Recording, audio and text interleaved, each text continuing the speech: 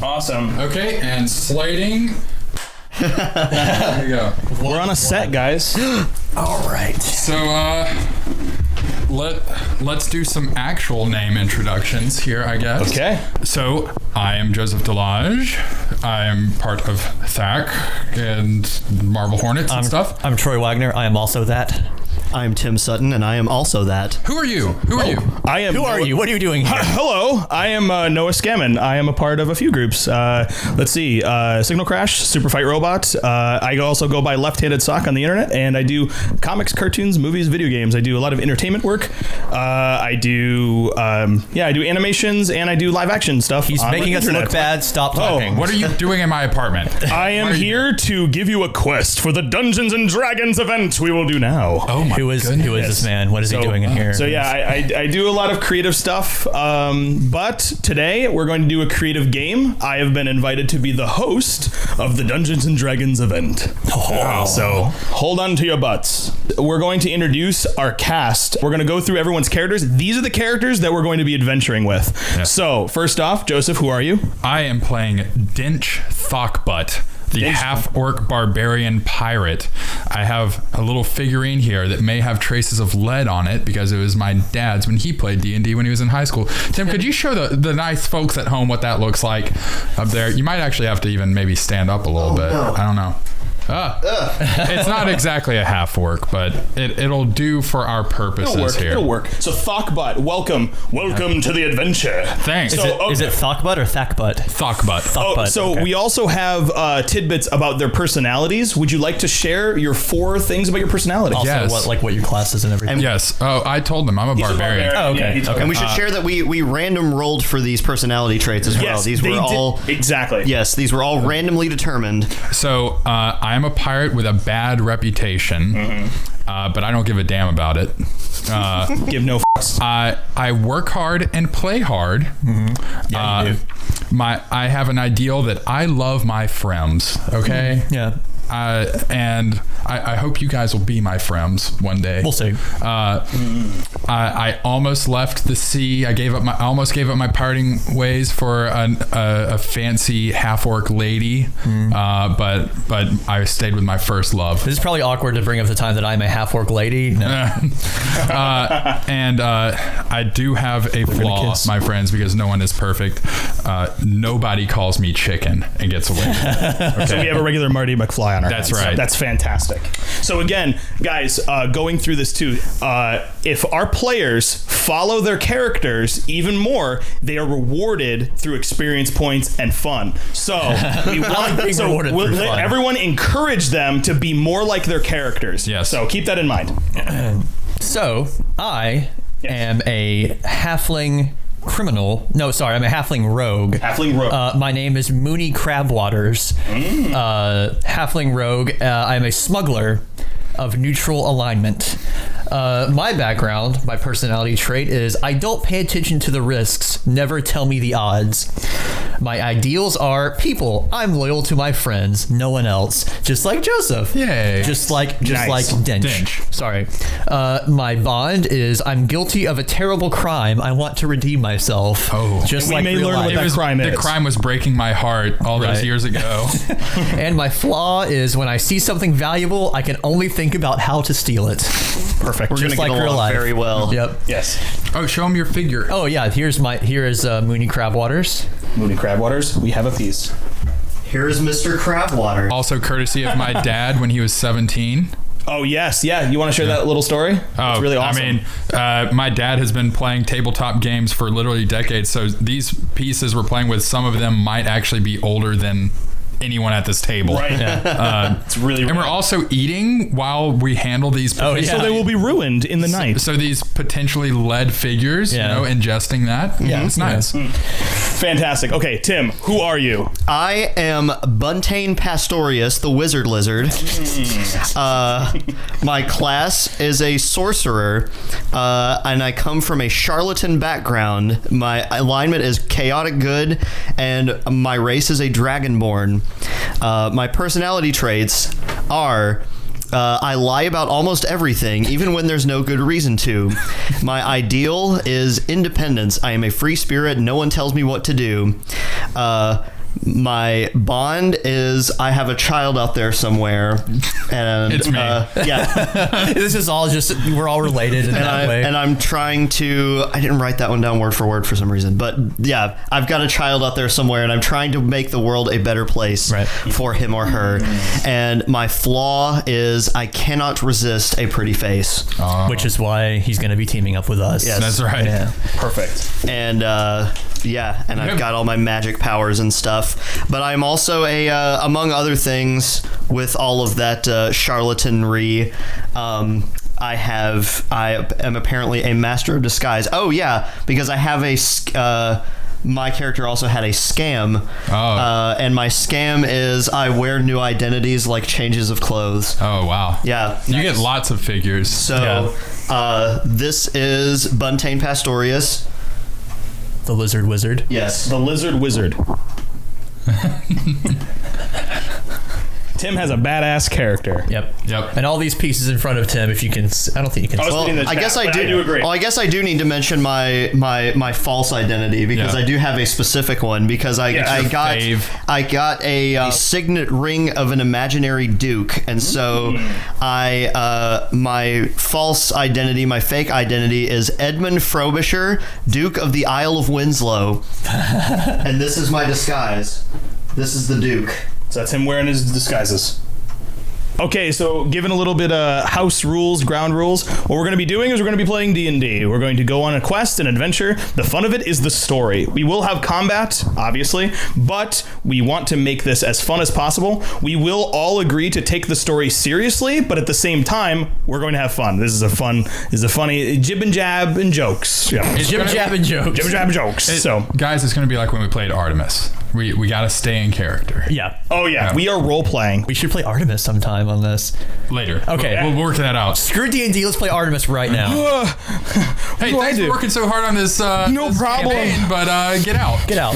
Bye. Another thing too is we are going to go by D&D rules, but certain things will be a little tweaked for house rules, you know. So if you notice anything like technically that's not, we're having fun, we're going to play a game. This is also version 5, right? Yes, we are playing a 5th edition game. So if you want to be involved in a D&D game, go to your local comic book store. Oh, can someone else show the book? I got it right here. There we go. Go to your local comic book store or bookstore or whatever, hobby shop, and get this book. It's a very fun game. It's usually about like $30 to $50. It's fantastic. Highly recommended. So yeah, what we're gonna do is I don't know. Do you guys want to jump right? Let's into jump things? right in. Let's do it. Let's jump right into things. Maybe we should talk about a little bit about our play area too. Oh yeah. Yes, that's a good point. So what we're going to do for a setup is we're going to have the main field here, which is for the most part our players to have visuals. So we're going to use the miniatures there so you guys can still see that and everything. We have the whiteboard here, which I will periodically be turning to show you guys different things. This will be for layouts for maps and certain things that you may see. If you can't really see better down there, this is more of a vague thing. This will be more of a good index window. This is your character maps. And so we have our character sheets all set up. We all have our dice. We're going to be rolling. I have my partition for my secret shit nobody knows. Anyway, and it's gonna be good. So, is there anything else you want to go over? Or? I think that's everything, right? All right. Do you have an eraser for the? Okay, yeah, you do. Yeah, I have an eraser for the thing. All right. I guess let's get this started, man. Awesome. We're gonna do it. All right. Build your world. Let's get Build my world. This Antiques Roadshow on the road. I love it. All right. So we're gonna draw. Happy little trees. Oh, Sorry, happy little trees. Hope everyone took their photos now. there are a few floating around on Twitter already. Yeah. I'll time lapse this part for the. The beginning of our tale starts with our wonderful heroes beginning a journey. We have all entered the land of Lupinshire. Now, Lupinshire is known for their fanciful waters and docks. So right here, we have a dock and we have a ship. Very simple crude drawings because we need to get this started. Yeah. Okay. So here's what's going on. All three of you are in the town, and you have just found out there's going to be an event. Okay, and they're celebrating something. Now, what are they celebrating? We're gonna see.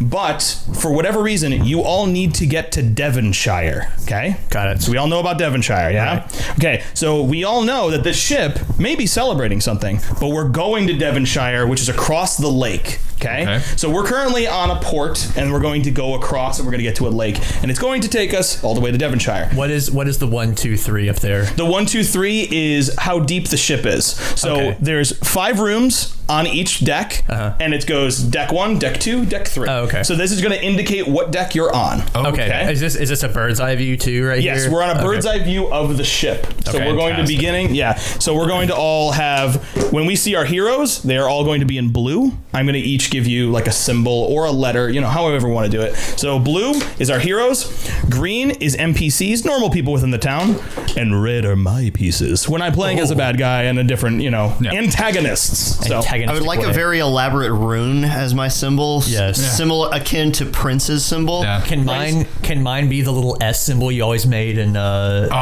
sticks. Oh, you mean the Banksy symbol? Yeah. Wait. Yeah. Cool. We can do it. We'll make it happen. Make it an anarchy symbol, man. Yeah. You got it.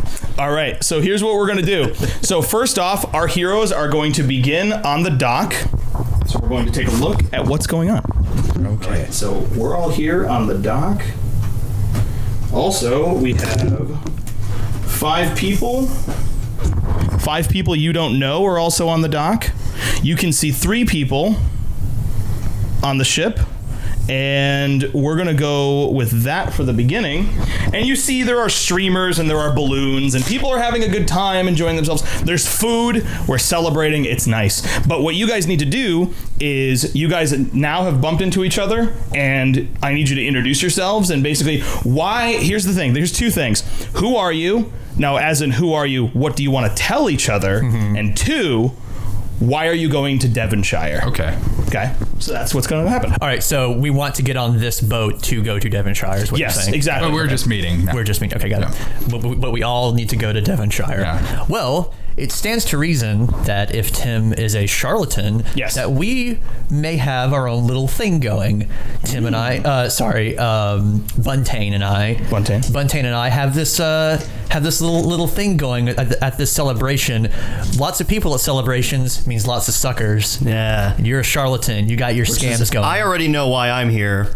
Right. But this is is this the first time that we're meeting? This is the first time you've ever met. Okay, so Buntain and I don't know each other yet.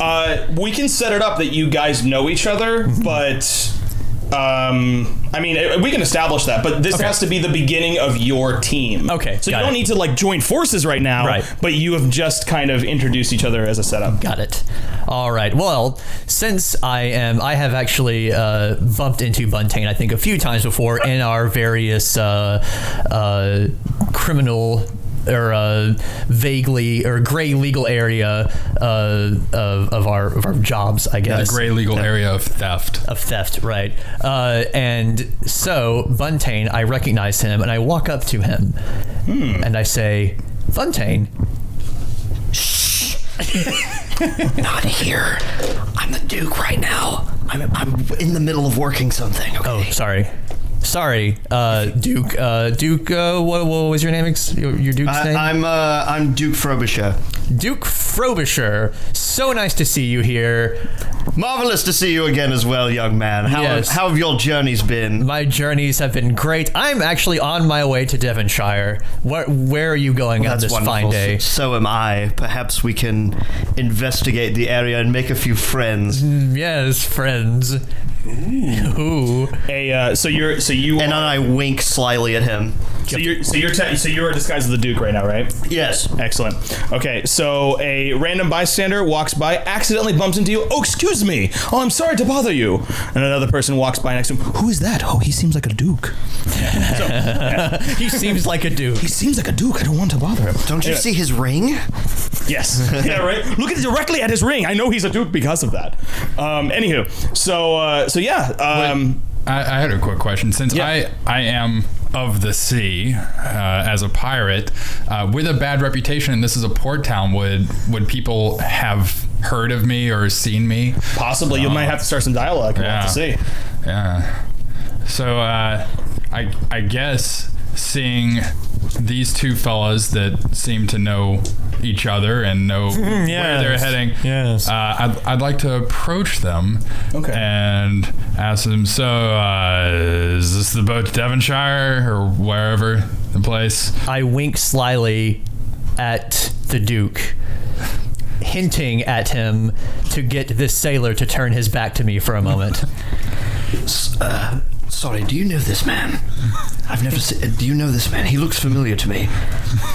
Are you saying that to me, or... Yes. What are you guys talking about? I feel like I've seen him nothing. before. I just want to know if this is the boat to Devonshire. You just look incredibly familiar to me, and I was wondering why I couldn't place you. Oh, hold on just a second. I have some business over here, this direction.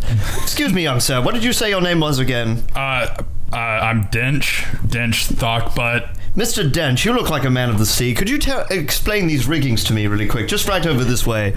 Sure. I've sailed for a while. I don't know what you heard, but like I'm really not that bad of a guy. I promise. Oh, I would like to sneak around behind him. I Sneak around behind. I'll allow it. Okay. And you know, before you get started about me being a half orc and everything, I just want you to know that doesn't mean I'm like a jerk or anything. Okay, I'm a good guy. I'm not gonna like be held down by my mom While he's talking, he's explaining himself to the Duke, I would like to attempt to pickpocket him. Okay. I want you to take a D20. All right. And I want you to check your, let's see, let's go with your sleight of hand. I want you to roll a D20 plus your modifier for sleight of hand. All right. 8 plus 5. 8 plus 5, okay. So you reach into his pocket and you're about to take something. Joseph, I want you to roll a D20 for your perception check. Okay.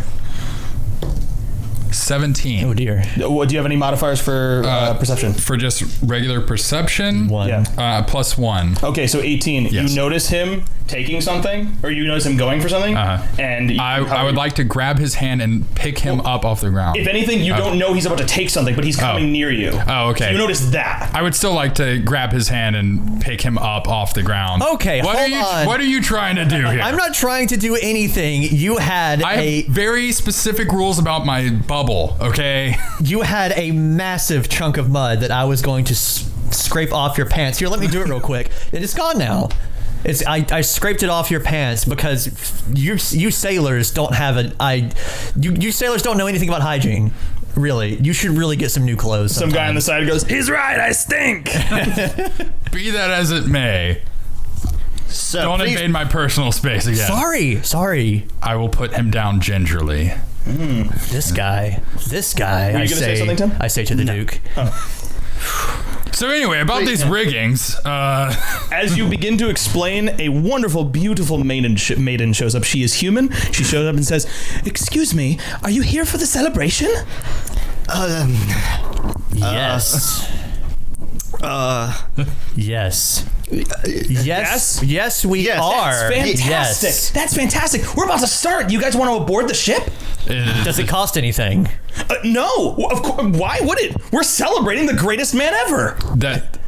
Could you, the greatest man ever, I know exactly who you're talking about. How could you not know? No. My friend here is a sailor. He hasn't been in port for a while. Wow. He might have missed this great man's. We're best friends. Oh my we're goodness. friends. We just want to know what he wants to know who you're talking about. How do you not know about Mr. Drill? I wipe a tear from my eye at being called someone's friend for the first time in my life. And feeling. And overwhelmed with an intense feeling of loyalty towards my little friend here. By the way, I did that to him, but that was more around his leg because I'm very short. Right. Is that funny? Yeah. I'm sorry. What did you say, Mr. Dinkle? Mr. Drill, the greatest hero of all time. No, I don't know who that is. He saved countless towns and dragons and fought them and saved them too. We should definitely go celebrate him. Some dragons are good. Oh, okay. I tend to agree. Yeah, the Duke definitely has a soft spot for dragons. I tend to agree. Yes. I guess Sure, the boat seems to be going where I need to go, maybe. Everyone's here to celebrate him. Come on. Well, I'm let's not all going go. to turn down a celebration, boys. Let's go. I hop on the Duke's back and away we go onto the ship. Excellent. Okay, so we're all going on the ship, yes? We're all going on the ship. Okay, so now what we're going to do is pretend the dock isn't there because we are moving over to the ship now. So we're all going to treat like we're on the ship. So really quick, I'm going to do a quick thing. Also, for those who are interested in how the game works, the players have an opportunity to work with their surroundings. Now, here's one cool thing about the game. I had stuff for the bystanders that were on the dock. They did not choose to interact with them, although they could have gotten things out of it. They have lost their chance, though. So the fun of this game is to pay attention and to look around. Also, in the game, they have an opportunity to say, I would like to roll for perception. That is you looking around. Do that constantly, because it's going to be really important. Got it. So yeah, moving forward, what we're going to do is we're going to put our 3 heroes on the 3 set of the dock. We're going to be on floor 1. Anyway, so now we are here. Wonderful. So we are here on the ship, and we are celebrating the wonderful man of Mr. Drill.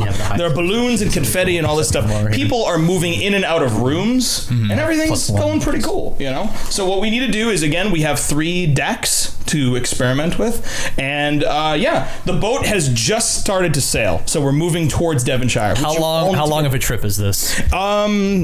You'll have to ask people. You don't ask me. I'm the DM. I would like to roll for perception. You're gonna roll for perception. Roll a d20. 20. Oh my god, he rolled a 20. Guys, 20 is the highest thing you can roll, so he just saw colors. He just tasted colors. I look over at Dench and he is just tripping out. My eyes are super dilated. Oh my god. All right, you guys see those tracers? Yeah, exactly. So here we go.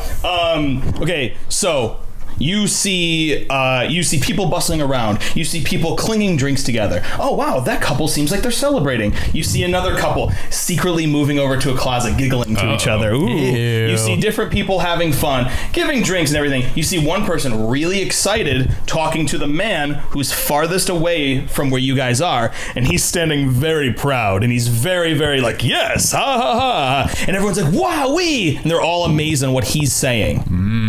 So there you go. So there's some people nearby us. I'd like to poke the person closest to me. Okay, so you poke them? Hey. Calm down, okay? Sorry. I'm off today. I'm not pirating. The guy over there, the guy with all the bravado, who's that? Please, it's Mr. Drill. Come on. Mr. Drill. He's the guy. Yes, brother. Boom. He's the guy that saves the dragons. He saves dragons that are good, and he slays the ones that are evil, and he saves towns, and he has all the women and money, and he's amazing, and he saved the world. He saved the world at least 14 times. Just checking, how does he tell the difference between the good and bad dragons? Future reference for myself. My good dragon, I do believe that he's saved your race many times before. Wait a second. Yes. He's You're dragonborn. a dragon? I thought you were a duke. Yeah, I thought you were. Well, Mr. Duke, yes, the one who looks just like a duke. Yeah, Mr. Duke, I believe. Sorry, I'm skipping here. Yes, so... Wait, so hold on. He's also saved dukes, so... Well, a Duke saver, even. yes. Man, it would really piss off my mom if I got in good with a goody two-shoes like that. Yes. I would like, as they are watching Mr. Drill here. Yes. I am on. How nice is this ship? How nice is the ship? From your eyes, from your perspective, roll a perception on how you feel about things. Okay. 10. Is that plus perception? Yeah. So 11. Okay, so you guys are on the ship. It's a pretty classy ship. It's not we're not on a yacht. We're not on the Titanic. We're on a nice. It's a cozy ship, but I mean, this is to scale on how sizable. It's like a yacht. It's like a party yacht. And it's but it's not like super gallantly fancy. Right. It's just like, wow, it's very nice in here. It's very quaint. So the person who owns it probably has a lot of money. That's a good. That's a good guess. I would like to look around for a way to get below deck. While everyone is obviously being distracted by Mr. Drill. Okay. Okay, so you decide to move down to deck 2? Yes. Okay, so Troy is moving down to deck 2. Awesome. So we have Troy now on deck 2, and as you move down to deck 2, I'm going to allow Tim to make an action, then I'm going to go over to Joseph. I tell I tell the person that we are speaking to, excuse me just a moment, and I lean over to Mr. Crabwaters and I say, would you like a hand down there, son? This is before I went down there, but yes. All right. If you don't mind, Mr. Duke, if it's not too much trouble, I don't want you to soil your nice. Clothes. Oh, don't worry, I brought a spare. Ah, okay. Well, let's go then.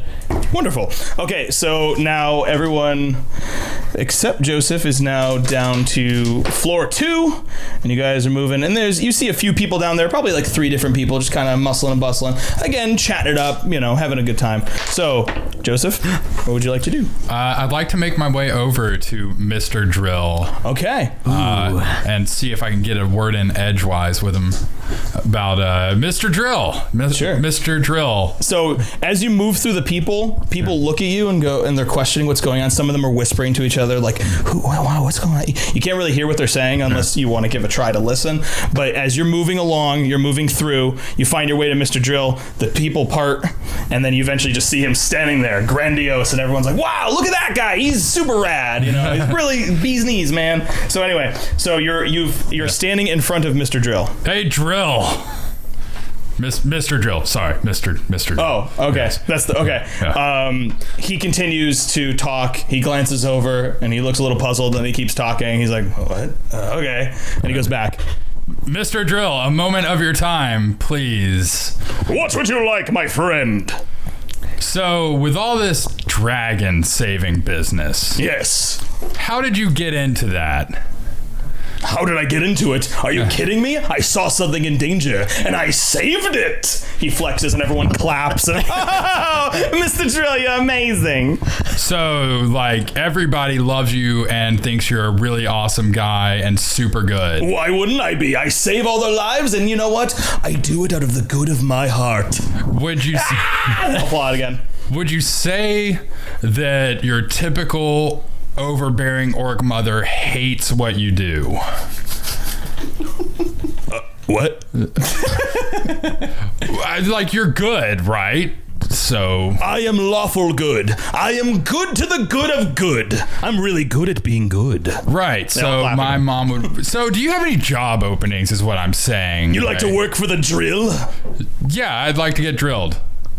He goes, well, maybe I could see if I can have a patsy on my team. Maybe you can be one of the lower level class. But you know what? I'm going to treat you with respect and say, let's give you a maybe. Everyone goes, whoa, he's got a maybe. That's amazing. So he's like, maybe I'll hook you up with, maybe we can work something out. But let me have some dinner and then we'll talk, All right, I'm holding to that, Drill. Fantastic. Okay. Great.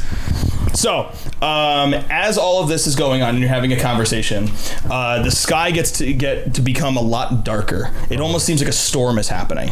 And you start noticing the clouds and it's getting a little weary, and everyone's getting it's getting a little brisk. Some people have their shawls and they're doing their thing to get a little warmer. So we're on the second deck of the ship. I would like to roll a perception check. Actually, please, you have the better perception, so you should probably roll the perception check. Oh, yes. I can't. I'm rubbing my eyes. I just yawned really big, so you go ahead and do it.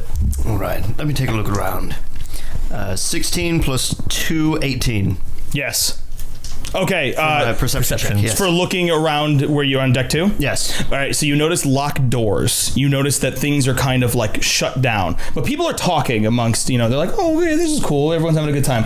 But the problem here is that you notice that the deeper you go down there, it's kind of musty and like darker down in that area. You also see a staircase that leads down to deck 3. Right.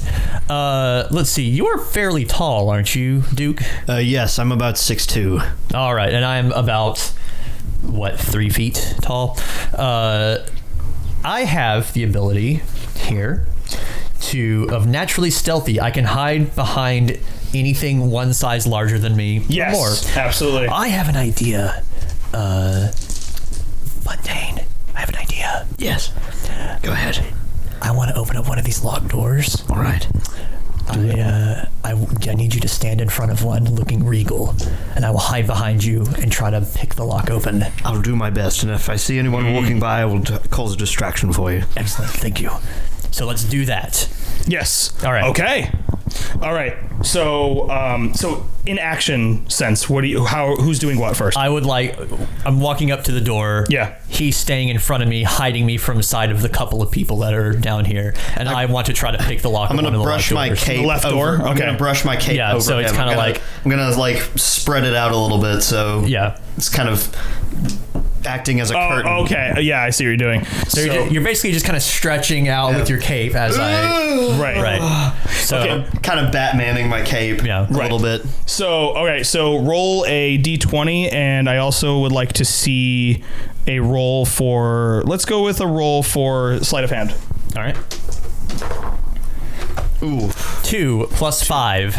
7. You know what to do, but you keep missing the lock. So you're like, I don't know if I'm going to do it. So can I try again? How we need to do it is we need to move through more actions, and then we'll go at it again. What would you like to do, Tim? What sort of things do I have? I've got disguises and forgeries, but I don't seem to have any kind of lockpicking items. Oh crap, I had thieves' tools, and I'm proficient in them. Oh yeah. That's true. Okay, we'll remember that next time. You used your sword this time. Yeah, I'm like, oh, it's stupid. I knew I forgot a step. Yeah. Do you still want to try and get in this door, or should we try another one? I want this one. Okay. That is my flaw. When I see something valuable, I can only think of how. And to now steal you're just it. imagining. I'm imagining there's something very valuable behind that So because. oh God, I want it. Yeah, the guy up there is. I mean, he was dressed fairly regally, right? That's true. That's true. If this is his yacht, he's gotta be hiding something here behind locked doors. Right. Something worth taking. I would like to put my head up against the door and see if I can hear if anyone is inside. Okay. So give a listen. Roll for an insight check. Okay. Well, that's a 4, and then whatever inside is 8. Okay, yeah, So an 8. You hear just like a. Damn. You can't really hear what's going on. But yeah, so And people are in the room at least. Yes. And he has. You can tell me that, right? There's someone in there. Yeah, right? Okay. exactly. All right. So I was gonna break the door down, but there's somebody in there. Okay. We'll give ourselves away if we do that. okay. So to Dinch. It's my turn. Yes. So this darkened sky, this came on pretty suddenly, right? Yeah, you were kind of just hanging out, and it just kind of like and things just got really dark. So since I am an orc of the sea, I would have noticed this. Like, this seems a little out of place. I'd like to roll a perception on the change in environment. Roll a perception. 16. 18. No, that's 16. Okay. 16. 17. 17. You notice the sky change, but the thing is, as a man of the sea, you've seen every kind of weather. You've seen every kind of thing. You notice the sky doesn't really have like a normal tint to it. It has almost like this weird grayish purple to it. You start noticing that it changed way too fast. So you know this is very unnatural. Is this anything I would have seen before? You would have seen this before in your travels of being a person on the ship, but you've never seen this before, and you know this is unnatural. Yes. Okay. So this is not okay. I would like to get Mr. Dinch's attention again.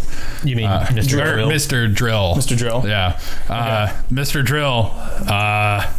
So have you noticed this weather? Yeah. It's a sky. He goes back to talking. I would like to be a little more forceful this time and actually like nudge him. Like, no, Mr. Drill. Excuse me. No one touches me unless there's danger. Where's the danger? Everyone's like, ha, danger. I would like to point up at the sky and be like, listen, buddy, I've been on the seas for a long time. This is danger. We need to either turn back to port or change course or something, because something's about to happen here. Look. First off, I would know. I would know if there was danger. Second of all, we're going to be in Devonshire in like 50 minutes. Whatever danger is going to show up, I'm going to take it out anyway. So it's all good. So thank you. I appreciate it, but thank you. I've seen skies like this before myself, so that's what he says. That's what he gives you. He's putting out there. The rage is building. He does have an ability called Rage, guys. Control yourself. I want to take count to 10, and we'll move on to Mr. Mooney. So I'm just sitting there fuming. 1, 2, right. 3. Okay, so now from what Joseph can see, where we are on deck 1. For some reason, he sees one person almost just completely having like some form of seizure. They're just like kind of freaking out, but they're in the farther away from where you are with Mr. Drill. So you're just watching someone being like trying to hold their head, and they're freaking out for some reason. And it catches your eye. Like, what is that? And then you see another person next to them just like watching it, almost just intently. Not even like oh my God, they're just watching it. Like just like this is okay, right on. And we do not know about this. You guys do not know about this. So I'm going to use my thieves' tools, which I am proficient in, to attempt to unlock this door again. Okay, yeah, sure. Let's go for the door again. Okay. Stretch out. No one sees, everyone's eating pizza. Any second now. All right, so I need to roll sleight of hand again, right? Yes. Does my thieves tool give me any kind of extra? You're going to use your thieves tool? Yeah. Okay. You got sudden inspiration of, I know what I need to do. Right. Of course, you're getting a +4 on your roll. Okay. Including whatever you're going to add to. Sleight of hand. Okay. Yes. All right, so critical miss. Okay, so boys and girls, if you get a 20, you automatically do something. If you get a 1, you automatically don't. Except I have a skill called Lucky, which is why you need to always pay attention to your character sheet. My skill of Lucky says when a 1 is rolled, ability check. When a 1 is rolled on an ability check or saving roll, you can re-roll. Right, but you have to use it. So don't roll another 1. Yeah, don't roll another. Roll another 1, or you have a 1. Okay. 4 plus 4 is 8 plus 5, right? Sleight of hand, right? Yeah. 13, right? Okay, with a solid 13, you start working at it. Eventually, after about 3 minutes or so, you pick the lock. As you pick the lock, someone is slowly walking towards Tim to have a conversation with him. Oh, that's a nice cape you have there while you're doing it, and you've got it done, though. Okay? So that's where you are right now. So is it me or him?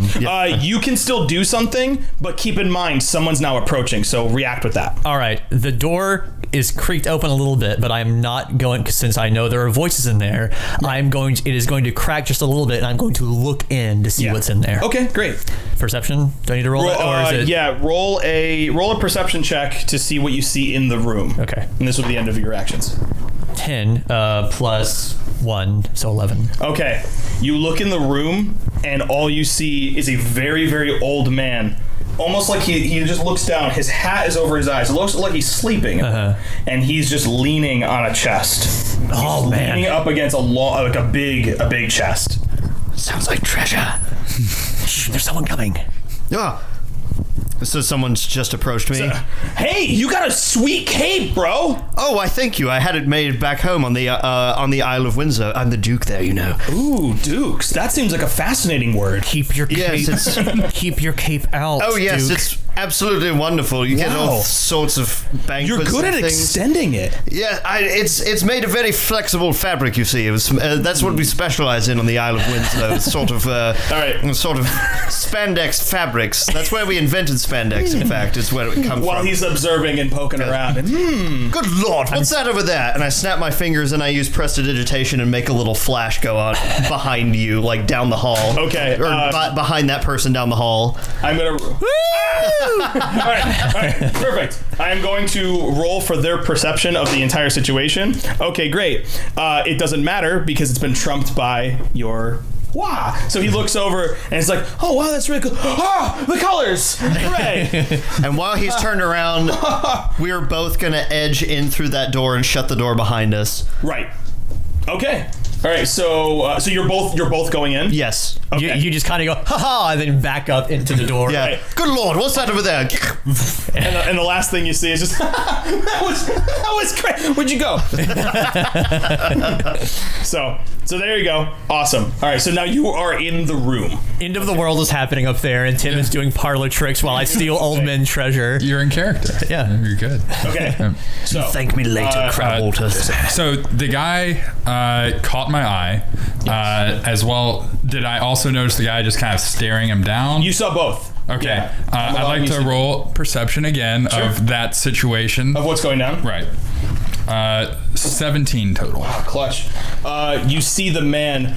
He's grinning. He's smiling. He's loving what he's seeing. The attacks on the other person seem almost even more frantic. It's crazy. It's getting more heated. So he's enjoying it. He's enjoying it. He's almost rooting it on, if anything. I would like to pat Mr. Drill on the shoulder again. Mr. Drill, that seems like danger. One of your partygoers, one of your admirers, is getting mind f***ed. He looks over and he goes, They're getting goofed. they're getting goofed. The goof got. He looks over and he goes, that's a pretty sweet dance there. I don't know why you're pointing out, but that is a pretty sweet dance. Ha ha, talking. You might be the dumbest hero I've ever met. And I'm not even smart. You have no idea. And he continues to... How many heroes have you met? Like, how much can I do in this turn? Like, can I go and approach the... interact with things. Okay. Hey, you! And I'd like to approach the guy that's grinning. And So you are coming up to them. yeah. Okay, great. Yeah, these guys are like, what's going on here? What's with the sky? What are you doing? Oh. Who are you? Where's the walrus? So we... Where were the other drugs going? I'm still a little hyped up from getting so like dismissed by Mr. Drill. You're sick of getting drilled by it. Yeah, I got drilled and I'm not happy about that. Right. So basically, you go up to him, and he, with this, like, you look at him. He has a very, very dark look, like an evil perception on his face. Really nasty look. And he says, he sits there and he goes, "Soon, everyone." And he starts like smiling at you. And then the other person is still like losing their mind, and now they're holding their face down. You can't see what's going on. It says, "Soon, everyone." Soon everyone what? Soon everyone will be in Devonshire? Soon everyone will be like this bozo? They Soon will get cupcakes. No. They'll have dumb grins like you? What's going on here? Okay. Joseph is being the worst detective up there. Yeah. I only have 10 intelligence. I only know how to accuse. I don't know how to deduct. That's fair. As he says that, he opens up some of his cloak. He reveals 3 daggers. Are you threatening me? He's just smiling at you like this, and it looks like he might grab for one. Okay. You don't know. Okay. I'm taking this as a show of force against me, and I'd like to point out how ripped I am. I have +7 on athletics. That's true, but the thing is, for some reason, he's not intimidated by it. Yeah. Ooh. Like, hey, buddy, you wouldn't be smiling if you knew what I've done, okay? I've seen some things. I'd like to... Where would I be holding my maul? Where would my maul be? You have it. Okay, you can have it. You're equipped with it. So if you need to go into battle, you're just like, let's fucking go. Okay. But you don't. Yeah. So I'm not attacking him. Okay. I'd like to point that out. Sure. Okay. But seeing his threatening display, I'd like to take on a threatening stance of my own. Okay. Cool. With my maul and be like, are you threatening me? Do you want to go right now? Do you want to do this with the Dinch? You messing with me right now? Are you messing with Dinch Thockbutt? Wonderful. Then I want you to roll for intimidation. Okay. And I also want your modifier is based off of charisma. Okay.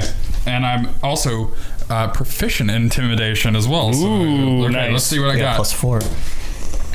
16 total. 16. Mm-hmm. He sees you prepare yourself. He's like he's still like threatening, and he's still kind of leaning towards it. But he's like, I have to not be afraid of you. So that's kind of the situation he's in. Okay.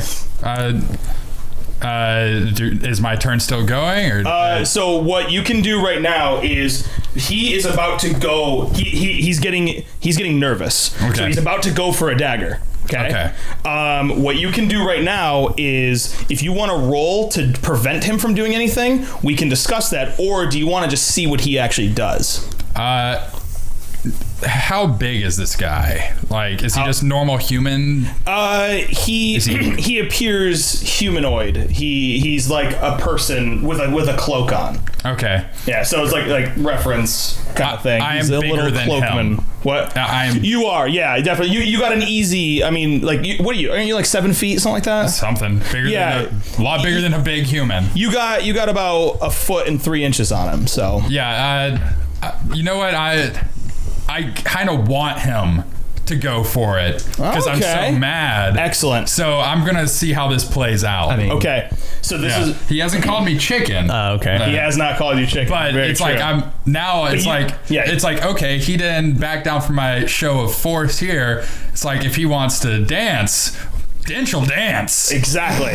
Okay. Dinch will dance. So you're gonna let him do something. Yeah. So what he does is quickly pulls up the knife, does a little bit of a finesse with it, and he cuts his own hand.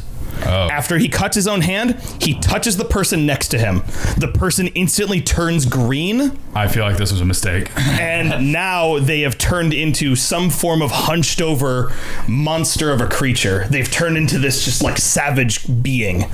So, if as you will. Oh. So we have. Can we show that to the camera? Yeah, sure. It is a random figure that we have for a reference. So he's like a monster. So it's just like still relatively human sized, or did they grow? That thing is probably I would say it's about 6. Like, let's say you're 7 feet. It's about 6.5. Okay, but it's still very like okay. And then he he looks at you and says so that's like, you don't speak that language. Yeah, exactly. So now that thing's on the field, and the guy who did his whole deal he's feeling a little bit more comfortable again. He's smiling again. Oh, hey, you guys are the lower deck. Oh, there we go. On pizza boat. Stagger it a little bit. Yeah, there we go. Okay, so oh man, I knew this. Oh, pizza is part of the game, guys. It's confirmed. So we have some people. We're in the room here. Some people are talking. And then we have the lovely Mr. Drill. Oh, lovely. Oh, people need to see Mr. Drill. There we go. Yeah. So this side is like the front. Mr. Drillster. He is not the confirmed artwork or design for Mr. Drill. That is a character from DC Comics, it's the Trickster. But, so, feel free to make up your own design for Mr. Drill in your head. So there you go. Or actually make it and draw it for us. Yeah. Oh, yeah, exactly. Is the cloaked guy still next to him and everything? Or did he... Okay, so we have our cloaked guy. For fan art references, would you say Mr. Drill's name is 1 or 2 L's in it? It's 1 L. Okay. Mr. Drill. Okay, so Go this for is it, the guys. Guy. Okay. And this is you, right? Yeah. And this is the monster that he just made. Okay. Wonderful. Back to us? Yes, absolutely. Okay. We walk in. Did you hear something up there just then? I thought I heard a thump. I do not care, because when I see something valuable, which is probably in that chest, I want to steal it. So I don't. I say, oh, I don't know, and I want to roll a perception check to see what's up with that dude and that chest. Okay. Yeah. Go roll for perception. How about this? Roll for perception within the room. Yeah. Okay. So yeah, that works. 11, 12. 12? Okay. Yeah. So you look around, you see the guy in the room. You can hear faint breathing coming from the old man. You see the chest. The chest looks very old, very ancient, but easily opened, or it just looks really. It looks really like, I don't know. It's like, it almost seems like an antique, but it's a very, very nice. Well, you can tell it's a strong box though. It's really like tough. Okay. You don't know if it's going to be hard to open or not, but you know it's a really strong box. What do you think, Duke? I think you need to look in that box. I think we do too. Okay. So do you want to approach the old man? Can I do an action again or no? Yeah, no, continue. I would like to use... You guys are basically going in tandem, so... That's very true. Yeah, work together. I want to use my stealth to approach it quietly so as not to wake the old man. Okay. So do a stealth check. Okay.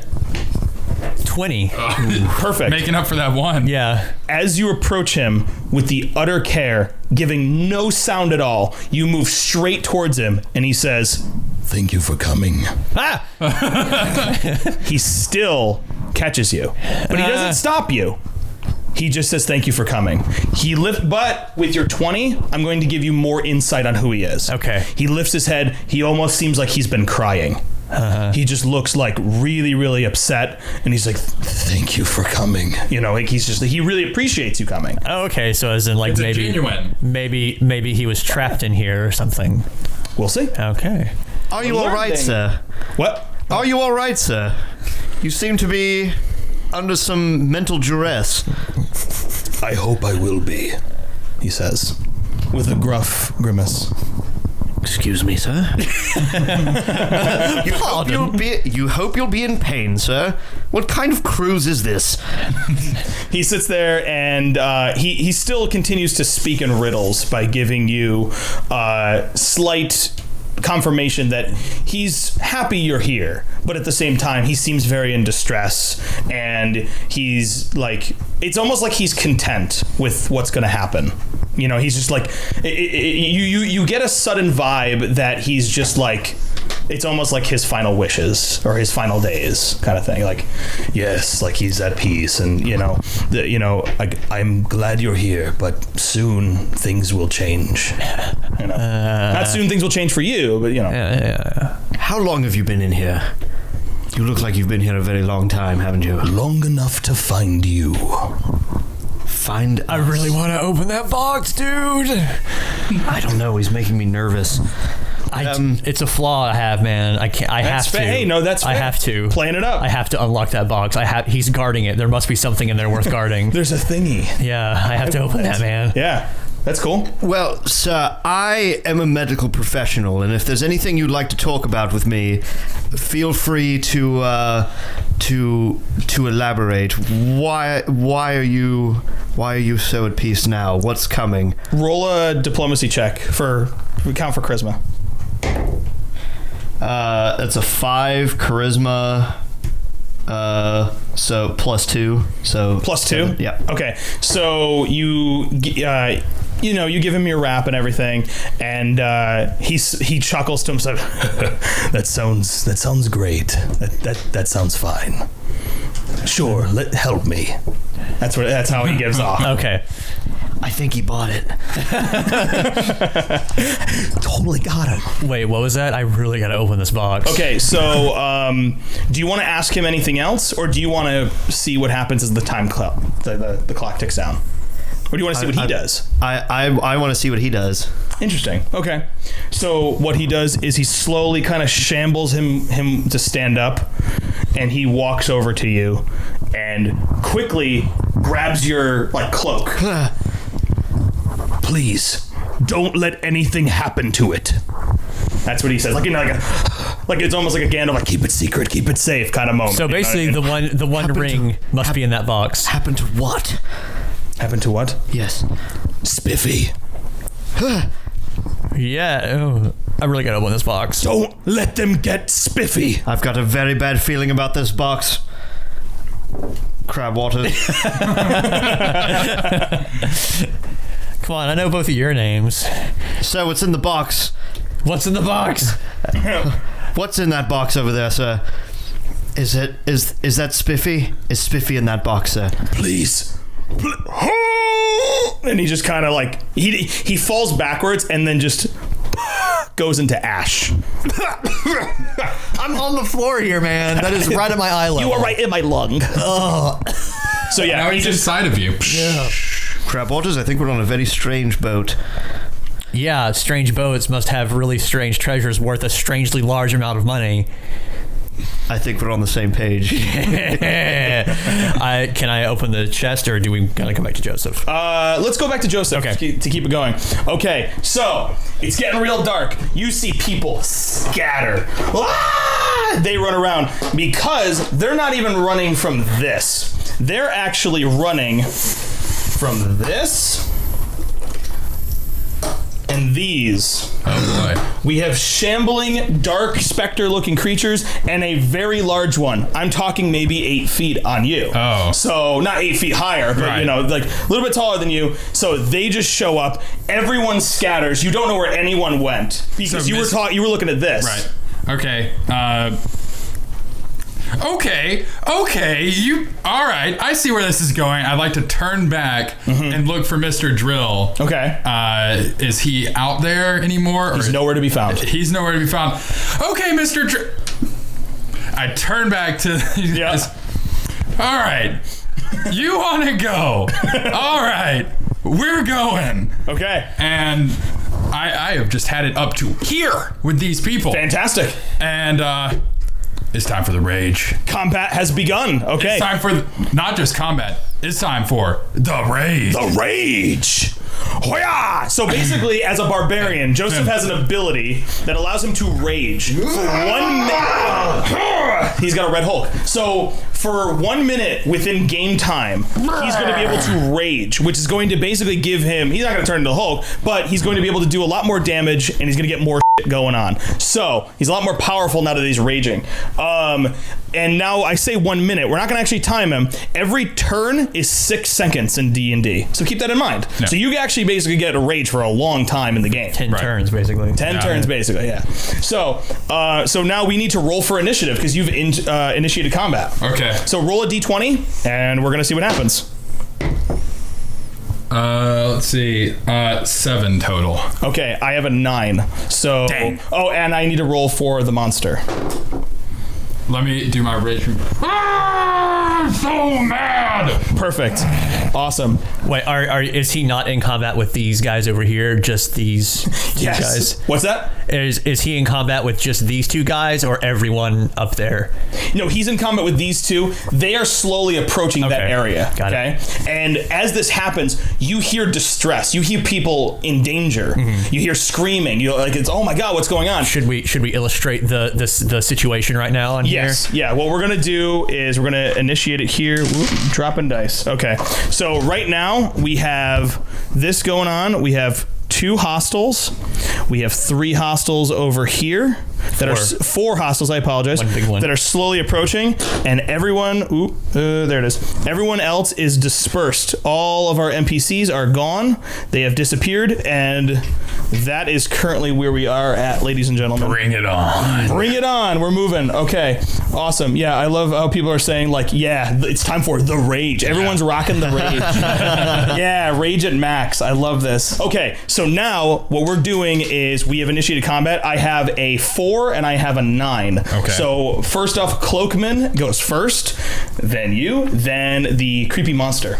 Okay. So Cloakman looks at you and he goes, ugh! He's got to do something. So he pulls out another one of his daggers, and he's going to just go at you with it. Okay. So first off, he swings with a dagger. He has a 9 against your AC. So does he hit your AC? No, I have a 13. Okay, so how combat's going to work is one player needs to roll, the other player needs to look at their defense. If they are equal or higher than their defense, they're going to be able to deal damage to them. So my guy has missed. He goes for it. You do a little bit of a strafe, a little bit backing. He just goes, and he just doesn't get you. So now it is your turn to you. So he's him like what for. in my, since he used a dagger, he is in my wheelhouse. He just went like this, and you just kind of went like, so you have a really good shot at him. Okay. So, but it's still normal combat, but you have a solid shot at him. Dench smash. We're going full on over the head. We're going to try to knock him into the lower deck. Sweet. Are you using any weapons or are you just barehanded? I have my maul out. Okay. He's got the maul. Yep.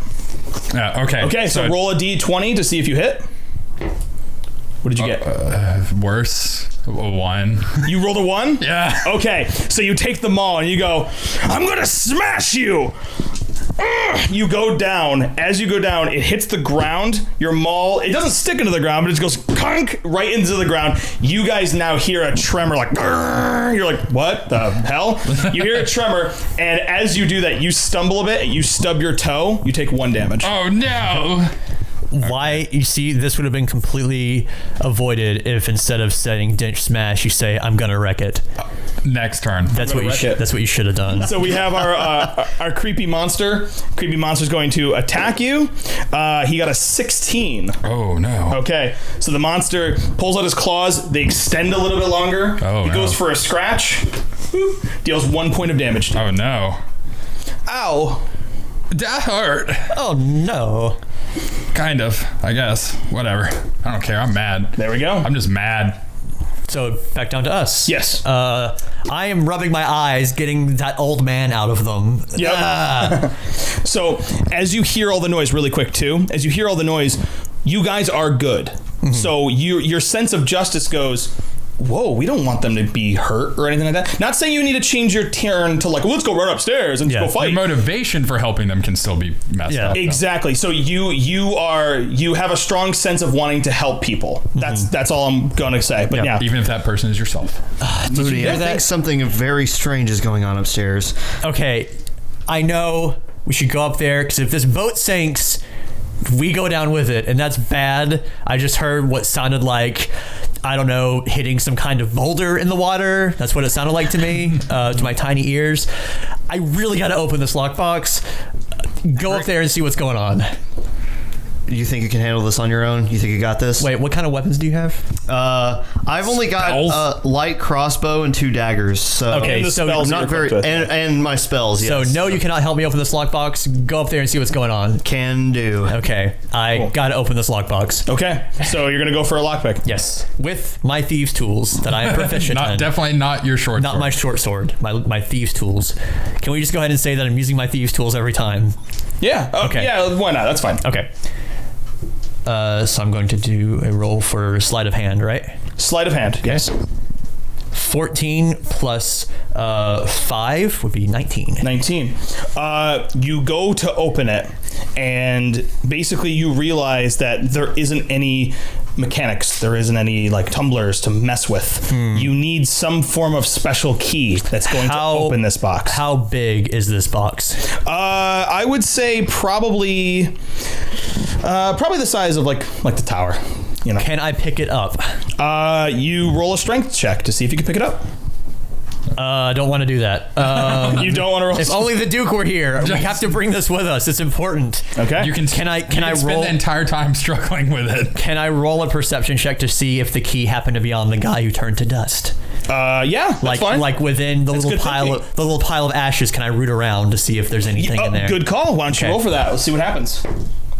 4 plus 5, so 9. Wait. Okay, so plus 1, meaning 5. Oh, okay. Oh. So you sift your hands through the dust, and you reveal all there is in there is basically a small trinket of a necklace.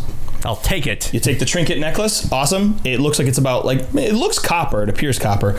And then you also see a very small letter opener. I'll take it too. First, there you go. Perfect. Consolation prize. Yep. Okay, yeah, you get something. Can I call out to Duke and say, "Wait, Duke, just kidding. Have you left yet?" Yes. Yeah, he kind of hustled up the stairs. I need this box. I mean, you can try to pick it up if you want to. I've got a letter opener. See if it's a box opener too. There's nothing to. I can't open it. That doesn't have any. Does it have a seam, or is it just like a solid thing? You're just seeing like a really cartoony looking keyhole, and you try to fiddle around in there, and there's nothing for you to fiddle with. You're just like, what? Okay. Have you tried actually just opening it yet? Like without? Have you tested to even see if it's locked yet? Did we say it's locked? He didn't check that, so you can. I mean, that goes with. Okay, can I try to just open it? Sure. Okay, so Yeah. so you try, you feel the side of it, and you think that this may feel a little heavy. So roll for a strength check, see if you can open it. 14. Okay, you start pushing. You suddenly, it is locked. You feel a locked sense to it. So now you can roll another strength check to see if you want to just pick it up. I'm gonna pick it up and bring it up there with me. Perfect. Let's go. This would make a great weapon for Dench. Yeah. All right, maybe it'll open when he You don't uses know it. if I'm up there. You just heard a boulder. Oh. Yay. Well, you are. Oh, lucky. So Yeah, he rolled a 1, but we're a halfling. That's You okay. take all the fun out of this game. Oh! Oh, so against all odds, which I was a little concerned with, he just goes, I need this.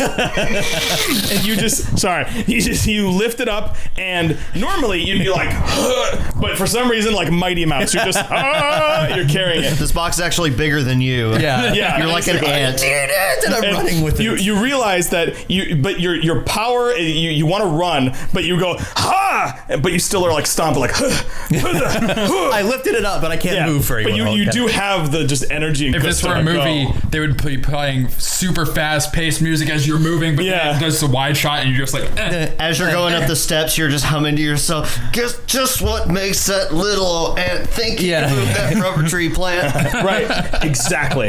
Anything is possible. Remember, kids, anything is possible. Can't move a rubber tree plant. Exactly. Anything is possible, boys and girls. Okay, so you are currently walking up the stairs. Yes. You are almost there. Tim, you have entered what's going on. You have now appeared right here on deck 1. Beep, beep. oh, hey. So you see what's going on, and you see your new friend now locked in combat, and you get concerned. I run up, I appear on the deck and go, good lord. Excuse me, sir. Gracious. Thockbot, old fellow, do you need some help? You don't look like you're doing well. You still make sense. Well, but you want to. I just wanted to yell. It's fine. I'm really mad. He's really pissed. Especially This guy. Duly understood. Oh dear.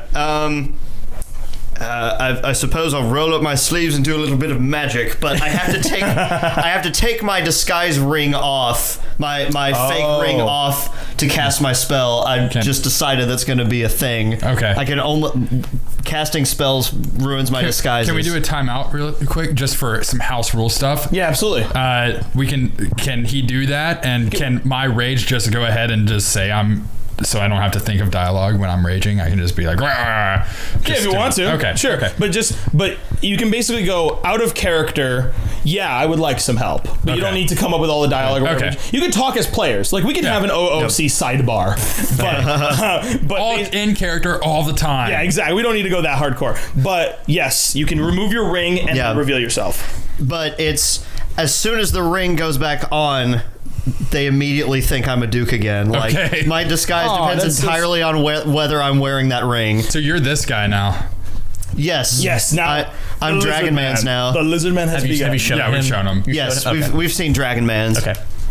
So I guess I'm gonna go with some. I'm gonna try and cast. So we've got these two monsters here that he's messing with, that he's goofing with. Yeah, I'm like, and he's like, Okay, so I don't know if that's the actual orientation, but I'm gonna look at the one that he is not trying to beat up, and I'm going to. So you're going after the big guy? Yeah.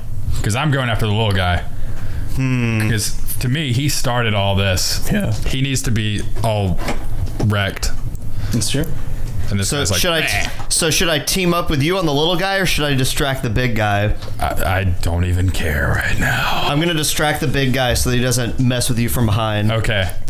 Okay, so I am going to cast Ray of Frost, which is a 1d8 that I have to do. Okay, so you're going to cast a spell? Yes. Excellent. Okay, so what I need you to do is you need a roll to see if your magic attack will hit. Okay, and that is a... you need to roll a d20 anytime you see succession. Okay, let's see. 11 plus your modifiers.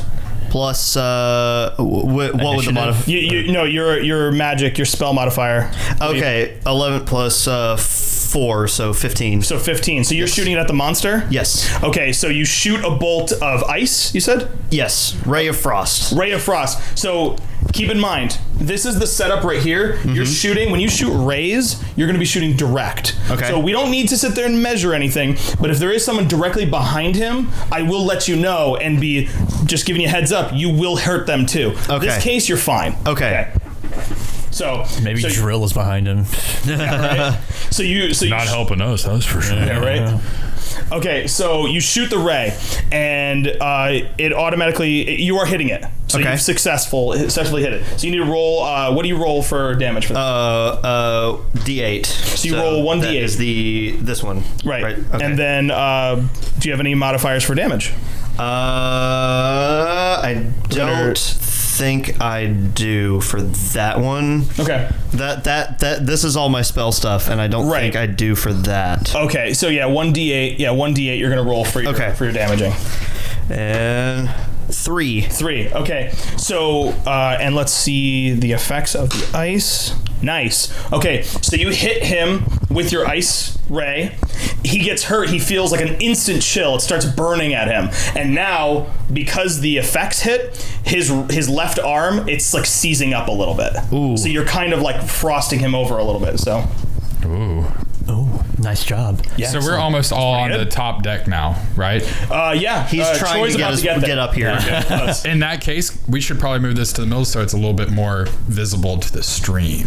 Oh, that's not a bad idea. It's just little dots right now. Yeah. If anything, since we're all, I see what you're doing. Yeah. So everyone's up here, and if anything, Troy, let's get you up there. Okay. You're now up there with a big giant box. So, yes. A technical question here. Yeah, sure. When you have... Oh, you got the D6 as a box. That's awesome. Oh, perfect. When you have someone that basically joins combat late, do they just like take place whenever their turn is their initiative, or do they need to re-roll? We're going to set up a new setup for initiative, but the reason why Tim got because he just got over there. He just got there, but the monster wasn't facing him. He got basically surprise attack kind of thing. Nice, nice. You get priorities. Ooh. And also, when you rolled your D20, I gave you an additional because you got him behind. Cool. I'm going to move it over to Troy, and I'm going to have Troy finish getting up there, and then, because we have your thing. Joseph, you know what we're going to do right now? Because everyone's... Are you going to initiate combat? I guess so. Okay, I'm gonna get to the top of the stairs and go and drop the box in front of me. Okay, so everyone roll a new D20. We're gonna resuscitate the initiative. Okay, so I have a 10. 14 total. 5. Is this whatever you roll plus initiative? Okay, so 5. 5 too. Both of you re-roll to see who beats the tie. 8. 11, I mean. 20. Okay. So it's going to go Joseph, me, Tim, Troy. Okay. That's how we're going to do it. Okay. And since one of my my ideal is I'm loyal to my friends, I initiate combat because I see... your friend is... Yeah, I see the Duke initiating combat. Or, sorry, Buntain initiating combat. Right. Okay, so let's bring it over to Joseph. Joseph, you are locked in combat. Okay, my pride was hurt, but that's all, and I am just steaming mad. I don't miss twice. I'm still going after this little guy. We're gonna wreck him. Let's do it. Let's do it. Let's wreck people. Pummel him through the ground. Him in the face. Pummel him through the ground. We are going full on baseball swing. I'm trying to send him into the stars. Nice. Here. Nice. Yeah. Okay, so I just rolled D20. Roll a D20, see if you hit, and you add your attack. Oh, my attack? What is my attack? For this attack, yeah. So your attack modifier is a plus, what is it? Plus 3? Is that a strength check or? You're basically you're gonna add what your strength is plus your roll. Okay, so this is not a savings throw. No, it's not. This is your attacking. So that is a 12. You have a 12. Okay. And you're attacking the little dude? Yes, the little Yeah, you hit. Okay. Okay, so roll for damage. Okay. And you are also getting a +2 on your damage because you're raging. Okay, can I get a D6? Because I need to roll 2 of these suckers. Oh, here we go. Okay. I got him. 8 total. Cool. 8 damage to the little dude. And you take the maul. How are you hitting him? Baseball bat swing. Yeah, baseball bat with a slight... We're going home run, so it has to go from down to up. Are you aiming at his head or his body? Or we're going mid-range. Hit him right in the breadbasket, yeah? Are you going to try and hit him towards the other critter that we're messing with? Or are you just going to try and bat him over the edge? We're trying... Let's see. This are is you like swinging for the fences This here? is like a room next to us. There's a room here and there's a room here. About how tall is that room? I would say maybe about like 9 feet. Okay, we're trying to go over the room. We're trying to like get him full on overboard. Okay, so you're gonna hit him, just pop. He just goes like, oh, the wind gets knocked out of him. Okay. So he gets elevated maybe like 2 feet and slams against the side of it, and he's just like, ugh, and he just falls down. So he's taking some damage. It's really, really good, you know. So he felt that. He is badly. He feels. You look at him, you can tell the wind's knocked out of him. He's gonna be limping as soon as he gets up. You know it. Oh, you know what I mean? So he's just like, ugh, why? That feels good. My body. So now my guys go. We have the partially frosted monster guy. My monster is going to see that he's been frosted against Tim. He doesn't like that, so he's like, so he's gonna go. He's gonna do some kind of claw action. He's doing a little bit of a turn. He's gonna go at you.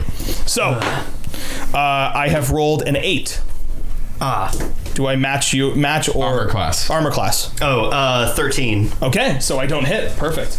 All right, so he just whiffs. He's just not even gonna get you. He just kind of lunges at you, stumbles, shambles, and then my little guy over here, he says, "That's good." So he takes his third dagger out because he had about 3, and he just doesn't like what you did. So he's like, I don't like that. So he takes it and he's gonna throw it at you. Okay. He's like, what? So here we go. Throwing a dagger. Okay, I got a 15. Okay. I still have a 13. Okay, so that's going to get you. All right, so he rolls, throws the dagger. He gets you right in the forearm. It just stays there. You take 1 damage. Okay. Just a flesh wound. I mean, yeah. I'm going to him up with that knife. Yeah. Do it. Resident Evil 4 style. Pull it out and throw it back at him. It's technically yours now. Yeah. So you can do whatever you want with it. Let me add this to my inventory. There you go. You just gained 1 knife. That was worth the damage. Yeah. So, okay. Okay, so I'm gonna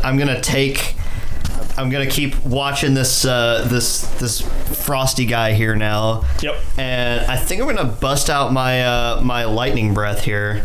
Ooh. I believe. Ooh. Now is that I believe that's also going to count as that's going to be a wave.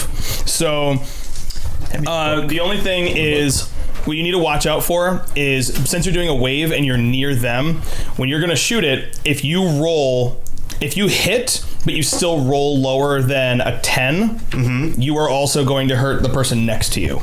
I'm behind him though, aren't I?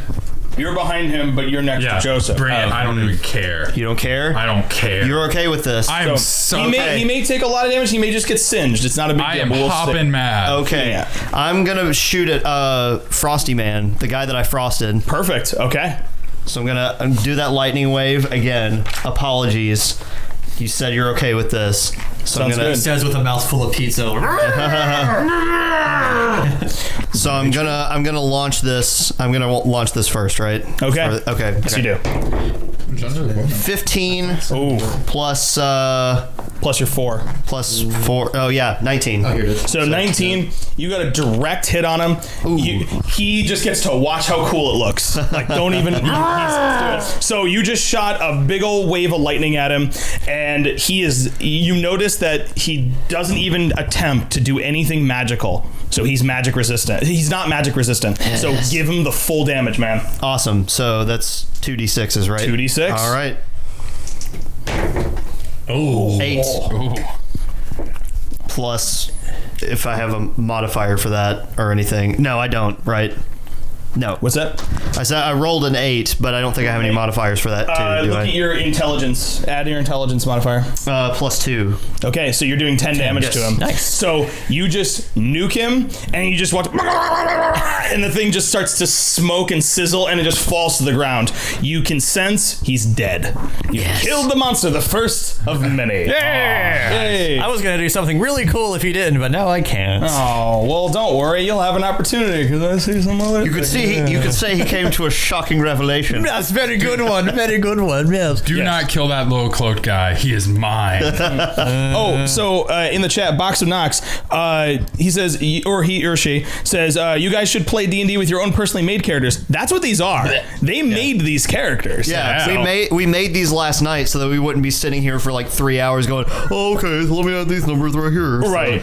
Yes, So these were pre-made yesterday, but they are custom characters. Yeah, the only thing that was not customized by us are the personality traits, ideals, bonds, and flaws because we rolled for those randomly. Right, because that's, adding to the fun of the roleplay. Yeah. Well, I don't want to step on Joseph's kill, so I was going to shoot my arrow at him. Can you do it just non-lethally? Make sure he can't get away?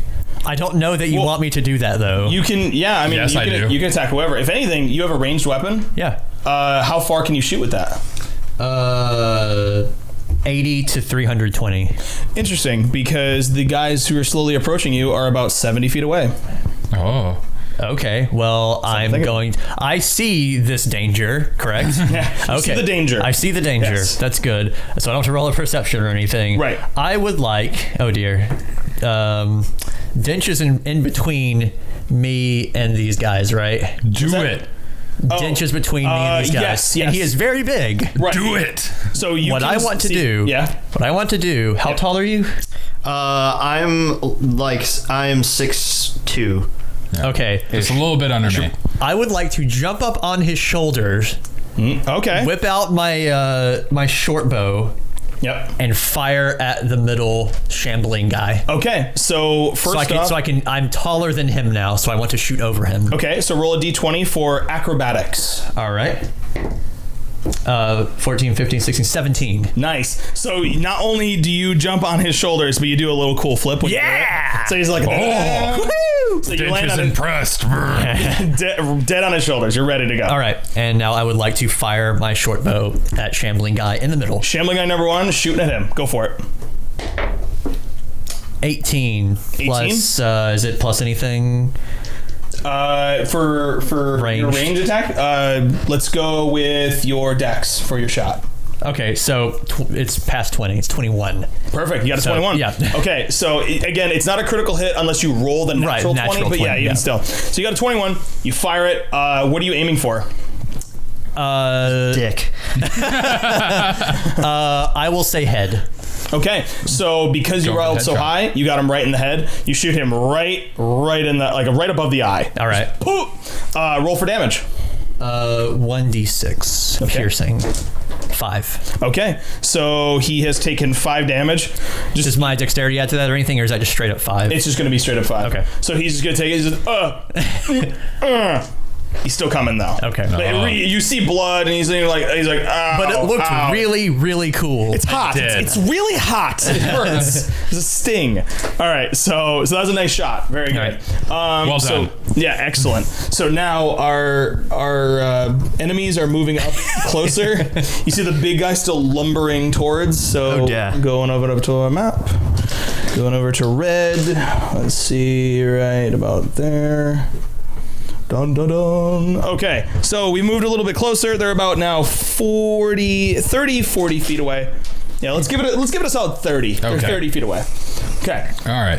So now where we're at is My turn. yes, because we are still locked in combat with the current situation. Yes. One of these red mans over here has been owned since then, right? Correct? Yeah, but he's still coming. He's been shot. He's been shot. So this little cloaked guy, he's still like on the ground, like he threw up at me, or did he get up? What was that? Did he actually stand up to throw the knife, or is he like kind of hunched over and he was like, bleh? He's kind of like trying to stay steady while standing. Okay. You know. Okay, so I would like to remove this dagger knife from my arm, and say to him most menacingly, "Friend, it looks like you just used your last weapon." Nice. That's hey, he kind of did. Can I do like a little intimidate roll here? Roll for intimidation. Okay. Now let me take a stab at it. Do you get my point? 10 plus 13. Okay, he says that, and he goes like, "Ha! He's a little confused, like, what? Okay. Fine, it didn't have to be scary. I'm still gonna kill you. Right. Shoot. I want to do like a pouncing stab on this guy. Oh. Yeah. I want with your maul or with the dagger? The dagger that he had the audacity to stab me with. Okay. Do you have anything that you can tie the dagger to your maul with? Actually, yes, I do. Let's barbed wire baseball bat this. I just want to say he's getting very elaborate for someone who looks like they're basically about to collapse and themselves, but that's okay. It's perfectly fine. Not yet. That's later. He made me mad. That's true. Yeah, because once your rage runs out, you turn into a little piss baby, don't you? Well, I just like... He's still really tough. I'm a regular barbarian. He goes from a 12, he goes down to a 7 again. Yeah. Okay. That's all. So I want...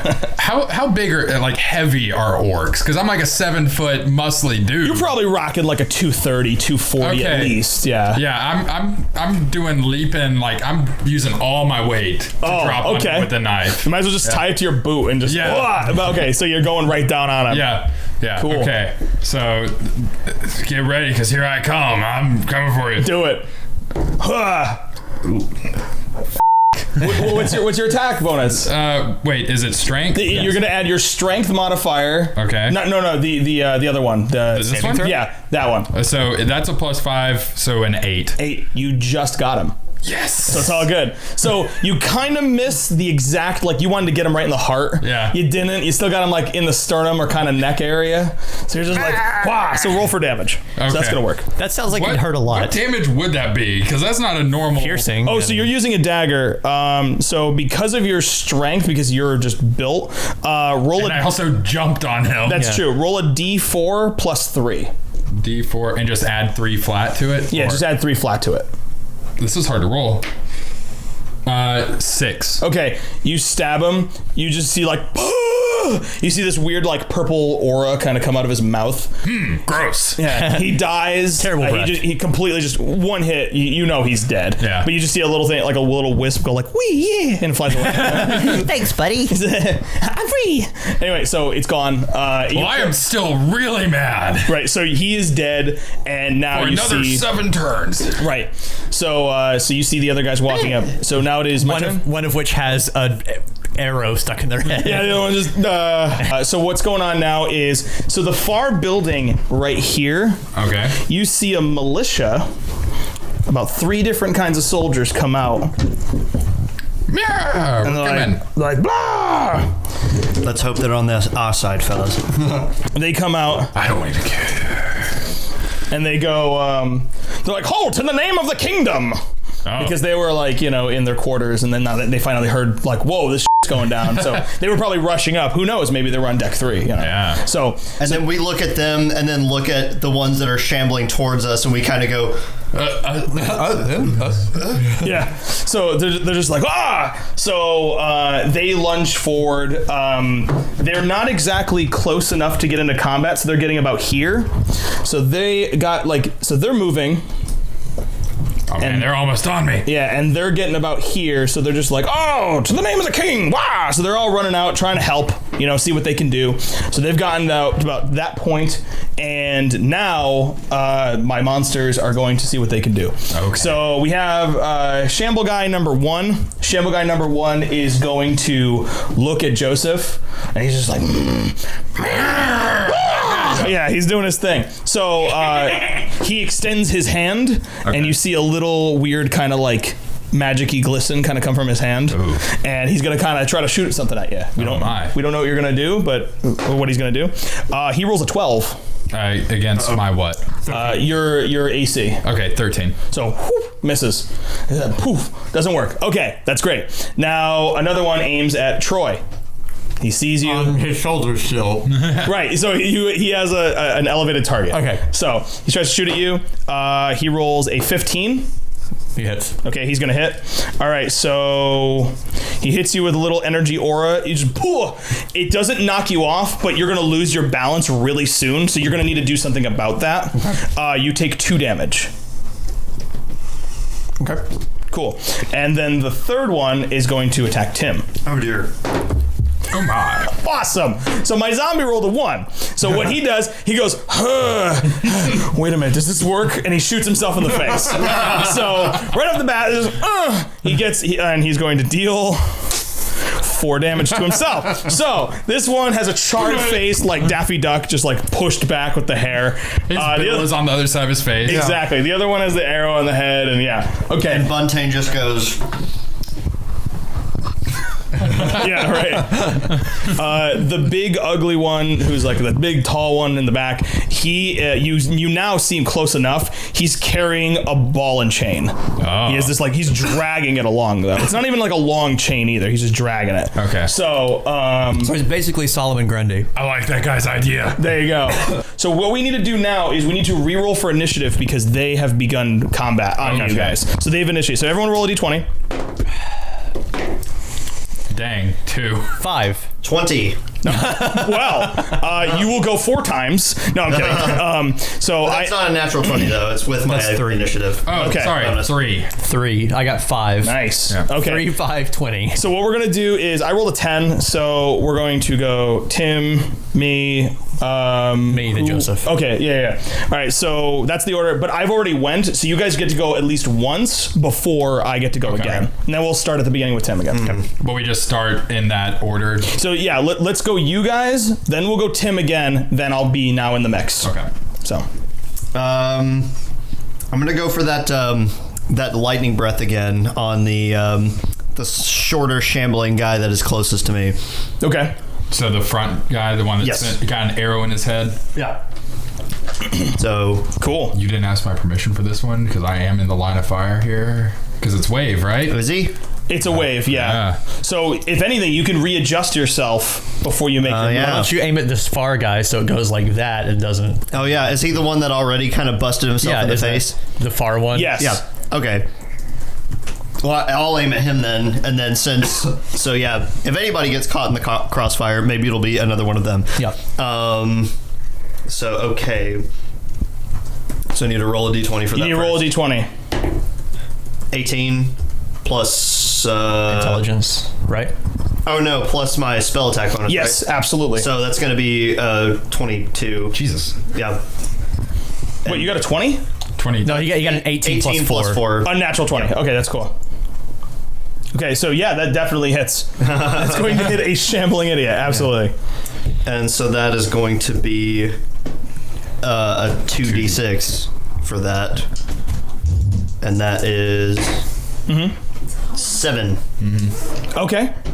7 on the dice anyway. 7 on the dice. Okay, so you're doing 7 to the one who's blown up in his face? Yeah. And then you say I added wisdom for that one? Intelligence. As well? Intelligence? Yeah. So 7, so 9. It's not. 9 total. 9 total? Awesome. Okay, so you hit him. What did you shoot him with? A lightning breath. Okay, so we're going to see the one with the arrow in his head. He's next to him. We're going to see if that one also gets hit. Okay. Too. Okay, so he does not get hit, but that guy is literally just fall on the ground. He's just completely going out. He's just and he's dead. Okay, so that one, he's gone. So you just see a carcass. He's sizzling. Oh, someone in the chat says, "Hi, Mai." That one really zapped to attention. What's that? I said that one really zapped to attention. Nice. Good one, Duke. Oh wait, I'm falling. Yeah, exactly. Nice shot. So would I either do a dexterity saving throw or an acrobatics to land? To catch yourself? Yeah. I need you to roll for, let's see. Roll for athletics to see if you stabilize on where you are. So not acrobatics. No. Damn. You need acrobatics to get up there. You need athletics to see if you're going to be like, ooh, stand my ground. 4 plus your it was 5 and it's -1 for my athletics. Okay. So unfortunately, you stumble off, you fall off of him, but it does not end your turn. You still have an opportunity to do something. Okay. So you're like, oh, okay, well, whatever, I'm done. Falling bow attack.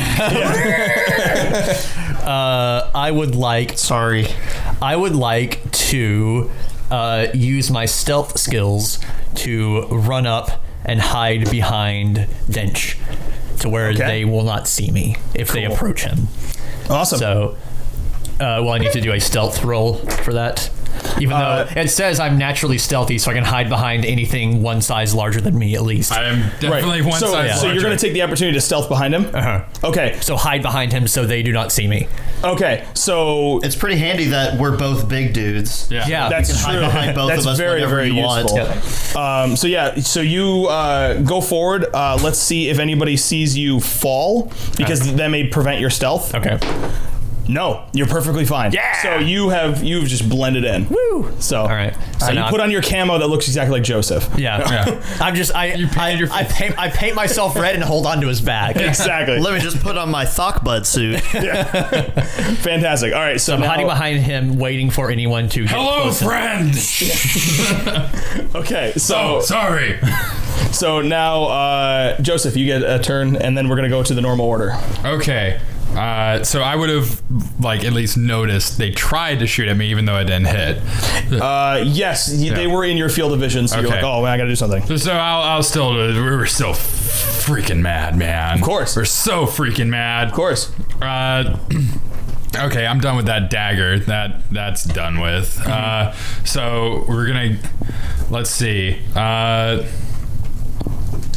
Is there any kind of attack I can use my athletics check on?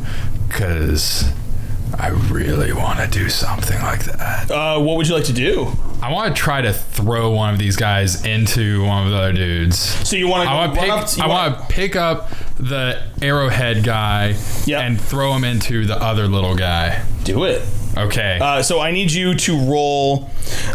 Please roll a athletics check, and I also want you to roll a advantage roll too. So roll 2 d20s. Roll 1 for advantage. Okay. 11. Plus your proficiency bonus for dexterity.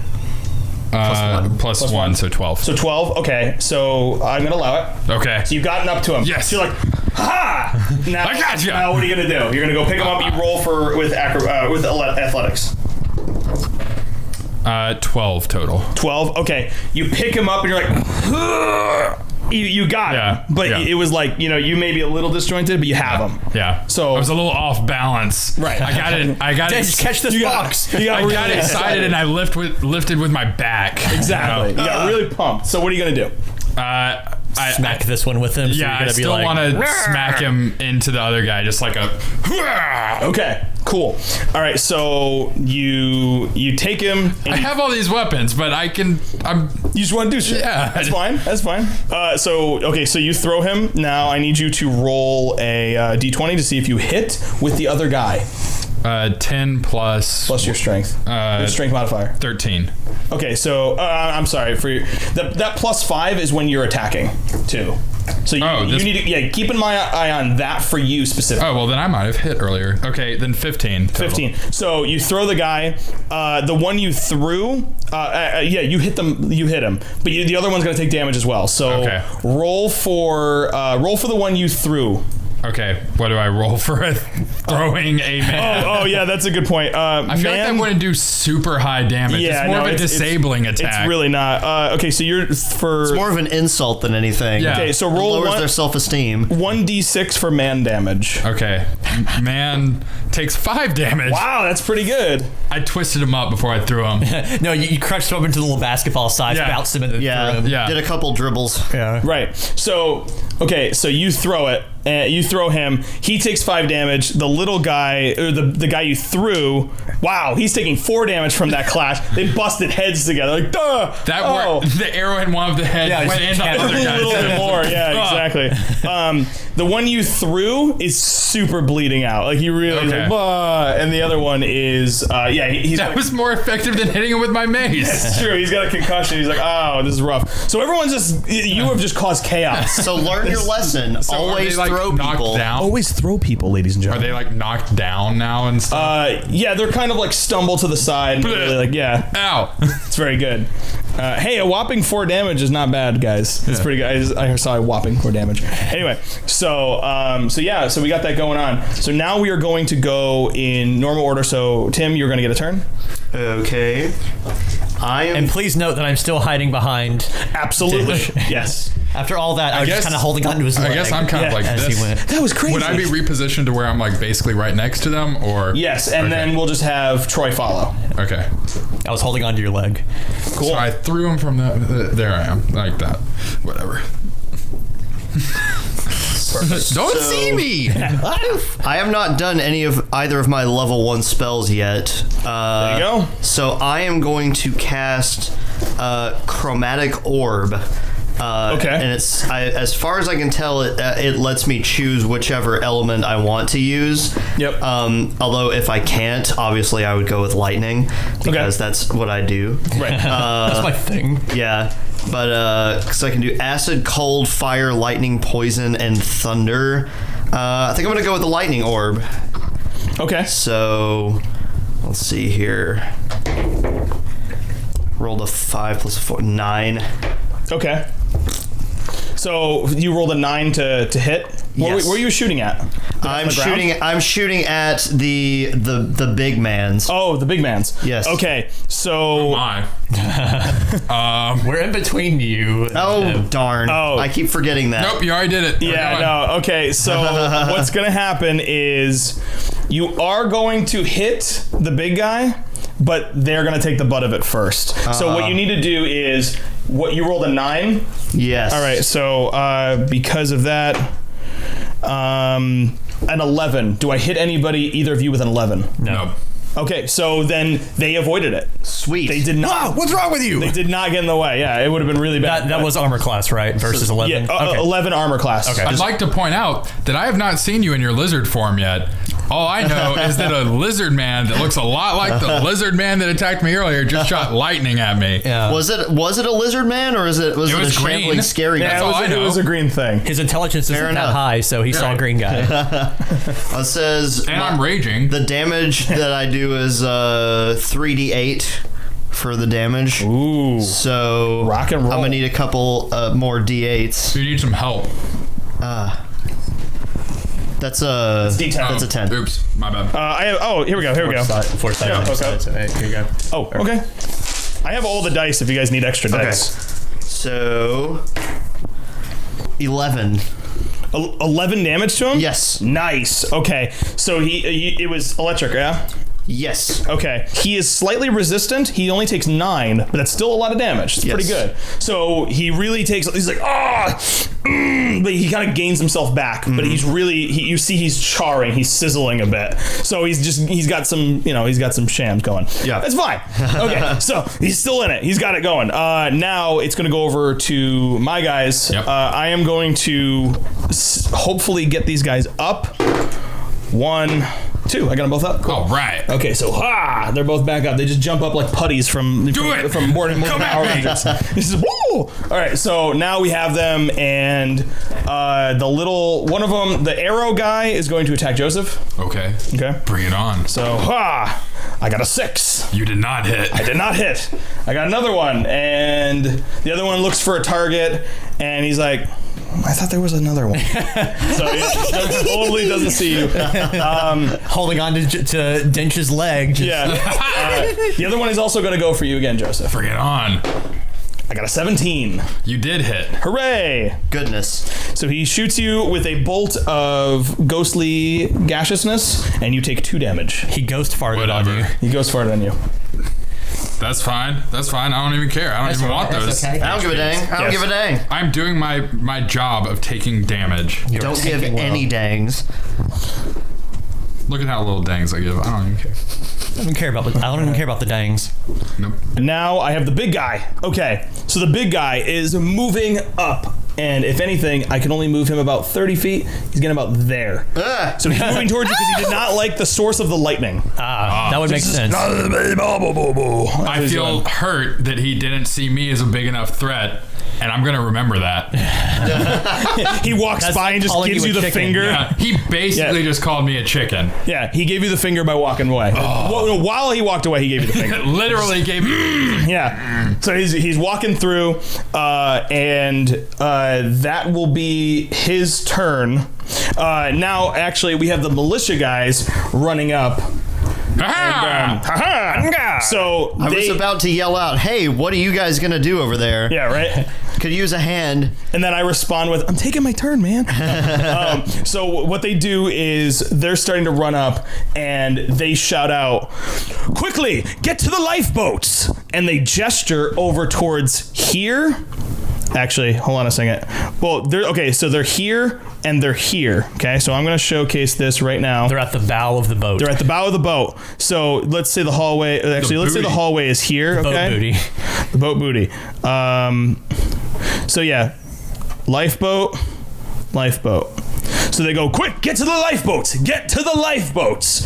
So you have that. Help us get to the lifeboats. Help us get to the lifeboats. Yes. I say. Do they not see how hard we're wrecking these guys? Yeah. But still, they don't want you guys. You're still technically kind of civilians to them, you know. So they want to make sure you're okay. So quickly get to the lifeboats, and now one of them is going to attack one of the shamble guys. You better not steal my kill.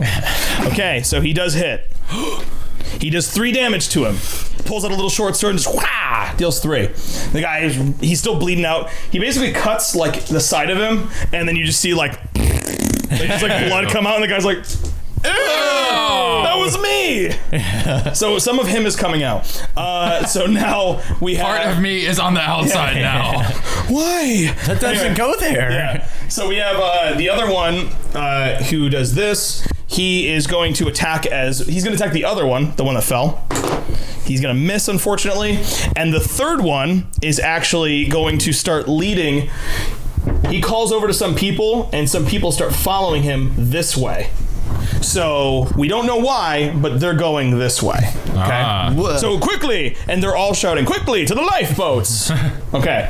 But they're running the opposite direction. So Are they also militia people, or are they just like there's civilians that they're saving? Like some of the people who are on the party who are talking and stuff like that. Okay. They all just dispersed. We don't know where they went. Keep in mind, this is your line of sight. So you don't know what's going on over here. I imagine there's lifeboats over there. So I imagine. Something to think about. They don't want to. They don't want to lead the civilians. I have past another monsters. 6 turns of rage. I'm going to use all of them. And if anything, since you guys actually, you know what? You guys are now here. I'll draw that. You guys are here. You just cannot see around here either. Okay? So I want to keep that in mind. And that guy's dead. Okay. Hand me that book really quick. Big guy's back is to me. He doesn't know I'm here. Right. I'm going to jump out from the shadow of Dinch's leg Okay. at his back with my short sword to go in to his back. Do it. All right. Oh, man. 16 plus dexterity, I'm guessing. What's that? 16 plus dexterity. Yes. Is that the saving throw dexterity or this one dexterity, the one on the left dexterity? Okay. That you're gonna follow the dexterity on your saving throw. Okay, so that's 21. You got a 21. So you're stabbing the dude. I'm stabbing big guy. I'm jumping out from Joseph into his back. Okay, I missed that for a second. With the short sword going, ah! Perfect. So that, and you rolled a 21? 20, an unnatural 21. That's a 21. So you hit, definitely, and roll for damage. That is 1d6. Troy is playing as a half-elf. No, halfling. Halfling rogue. You're halfling rogue. So there you go. He's just a little guy. A 1. It's a sneak attack, though. Does that mean anything? I already added for initiative. You got a bonus on initiative, so not damage. Not for damage. You basically got even if you rolled low, you would have also gotten a +4 on it too. Yeah. Okay. To be fair, you're really tiny and he's like 8 feet tall, so it's kind of hard to get to his back anyway. Right. I do 1 damage. You do 1 damage? Yeah. Okay. So he takes it, and where are you stabbing him? In the back. I jumped from. Jumped from Joseph into the back with my sword. So I might be hanging from him now. Right. So you did really effectively to stab him. So when you do that, you kind of give him this like flinch. So now, when the next turn, when you guys attack him, you're going to get initiative. You have advantage on him. Okay. Oh. So you made him flinch, but he took 1 damage. Good job. Okay. Am I hanging from him now, or? So you use your short sword, yeah? Yeah. So the short sword goes in him. He's flinching because he's feeling that, and you are grasped onto him. So you're kind of hanging from his back. Yeah, you are Shadow Colossus right now. Wonderful. Yeah. Okay. So now I believe it is Joseph's turn. It is. We're gonna go for a twofer here. I want to swing my maul around mid range on the guy closest to me that's all bleeding out, and try to knock him into the second guy too. That's my aiming point here. Okay. So you want to go, like that. I want to see if I can tear straight through him. In fact, I want to aim for the part that's cut open since there's less mass there. So you're gonna maul right into there. Yeah, I want to try to through get him through to the other guy. So we'll see. All right, so I will allow you to target one of them, and if you cut him in half, I'll let you go to the other one. Yeah. Okay. Okay. So roll a d20 and see if you hit. 15. Yeah, unnatural 20. What's that? Oh, unnatural 20. Perfect. So that's gonna hit. Go for damage. Okay. That is 2d6. Can I borrow d6? Come on. And I am raging now. He's raging. I'm so mad. He's got it. He's hulking up. 9 total. Okay, a 9 total. It was 7 plus the 2 from being enraged. Right. Perfect. So you manage to basically hit him right in the torso. You watch internal organs just come out. The guy's just gross, and then dies. As his last words are gross. So he dies, falls to the ground. The other one doesn't get hurt, but even still, it was the thought that counts. Exactly. That was my envision. You meant well. Yeah. That's what I love about it. Yeah. All right, so he's dead. Boom. Okay, so let's see. It's all about envisioning goals, Absolutely, because sometimes the goals will shoot work. for the moon, because even if you miss, you might land among the stars. That's very true. Or as we like to say, swing for the part with all the viscera hanging out of it. You might cut straight through them. Yeah. It's very specific moral. Yeah. All right. Tim is actually something is changing in the world. Okay. So what happens now is, as this is all going down, we actually have a very, very tall, very large, cloaked figure instantly appearing, just shows up. All of the militia are a shadowy cloaked figure man. Shadowy cloaked figure man, yes, holding a very blunt, heavy hammer-like object. So it was a good piece. That works. Yeah. So is he like all the way at the end of the thing? Yeah. Or is he pretty he close? just shows up here, and he is just taking a stride of a walk. Okay. He's just going for it at you guys. So it's like, oh my god. He appears and the music does some kind of bum bum kind of thing as he strolls towards you. Now we have with that going on, you see one of the militia guys who's leading the people away. He's like, ah! He gets mad that he sees a thing, and he doesn't like that's happening. Okay, so are you guys going to? Okay, so no, actually, it is Tim's turn. You decide what's going to happen. Can I assist Crab Waters with the large man's? If you'd like to, because he's coming on you. I would like be aware that I am hanging on his back. Well, I was going to blast say him. I would like to distract him with prestidigitation, But he's already flinched. Has he? Yeah. He's already flinching. He has a disadvantage against defending himself, so you get an advantage on attack. Yeah, F him up. F him up, but you're don't also F me up too. this is going to be risky, no matter how you spin Just do it. Oof. Well, Mooney has 7 points to spare. Just do it. See, well, I could go for the crossbow, or I could risk some acid splash. I like it. Don't. Acid splash it. Crossbow it. I'm behind him. You will not accidentally hit me with a crossbow. Acid splash it. If the arrow goes through. Aim for his head. I'm going to say 1 through 4 crossbow, 5 through 8 acid splash. There we go. 6. Acid Splash wins it, folks. All right, Acid cool. splash. Cool. Just miss. And it does a 1d6 damage if it does hit. So I'm going to roll the d20. Okay. That is a 12 plus my 4 attack bonus. So that's 16. Perfect. All right, so do I roll this guy now? You rolled a 16? Yeah, you hit. Yes. Yeah, you got him. All right. And not me. And you're fine. Okay. Acid spilled all over him and just slightly avoided Troy, and you're just like, that's what acid looks like. I should probably point out that I am wearing dark common clothes with a hood, so it's like raincoat. Yeah, it's true, yeah. Okay. As I'm hanging from the sword in this guy's back, I just kind of nudge a little closer to yourself, going. Unfortunately, it only does 2 damage. Unless, well, you didn't do or you said it hit. So yeah, 2 damage. So you're taking. He's only resistant to lightning. Right. So he had a resistance to lightning. Let's see if he has a resistance to poison. He does not. Okay. So he is going to take 2 damage, and he is poisoned now. So the militia guy runs up to our cloaked figure of the knight. Right off the bat, he sits there and he's like, "I will defend my people!" And he goes for an attack. So he's going to swing at him. Okay. He rolls a 17. He misses. Oh dear. All right. So right off the bat, the cloaked figure completely dodges away from his sword. The cloaked figure attacks. Okay. He is getting a 17, and he's going to hit against the militia guy. Ooh. Okay. Oh dear. Okay. So the militia guy takes 25 damage. Oh. And the militia guy is dead. You don't say. He just looks at him, and he's holding a giant mallet. He doesn't even swing. He just goes poop and just takes him out. Now, fellas, I think that guy might be bad news. And we would have seen, or at least I would have seen that, because I'm facing that direction. You definitely saw that. Okay. I look over my shoulder at that ruckus, and I say, "To the lifeboats! To the lifeboats!" Here's a little here's a little hint. Even during combat, roll perception. Okay. Just all I'm saying. Okay. So, Troy, it's your turn. All right. I think I will roll perception because I can't really do anything else. I'm just kind of hanging. Okay. I would like to roll for You don't perception. have a dagger or anything? No. Well, you can it was still a perceive. Dagger or short sword. Perceive before. Yeah, perceiving before. So I'm doing 14 perception. 14. Okay. So are you focusing with your ears or your eyes?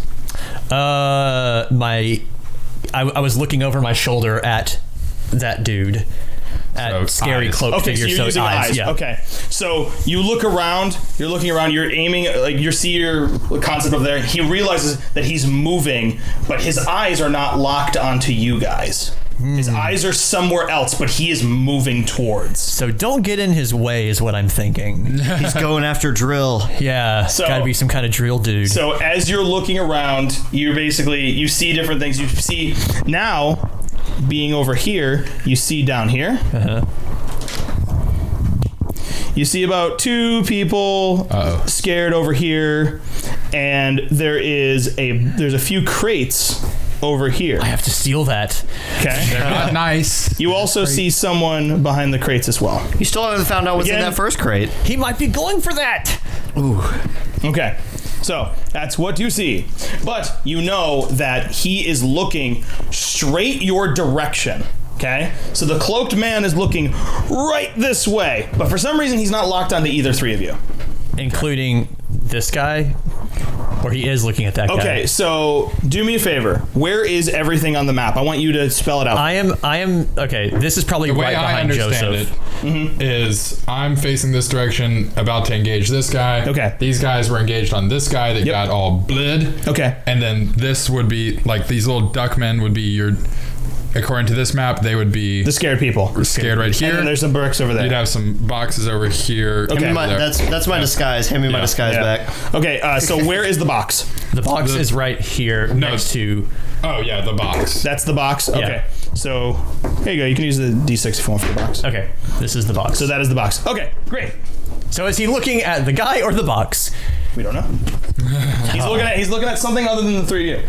All right, I'm going to do something weird.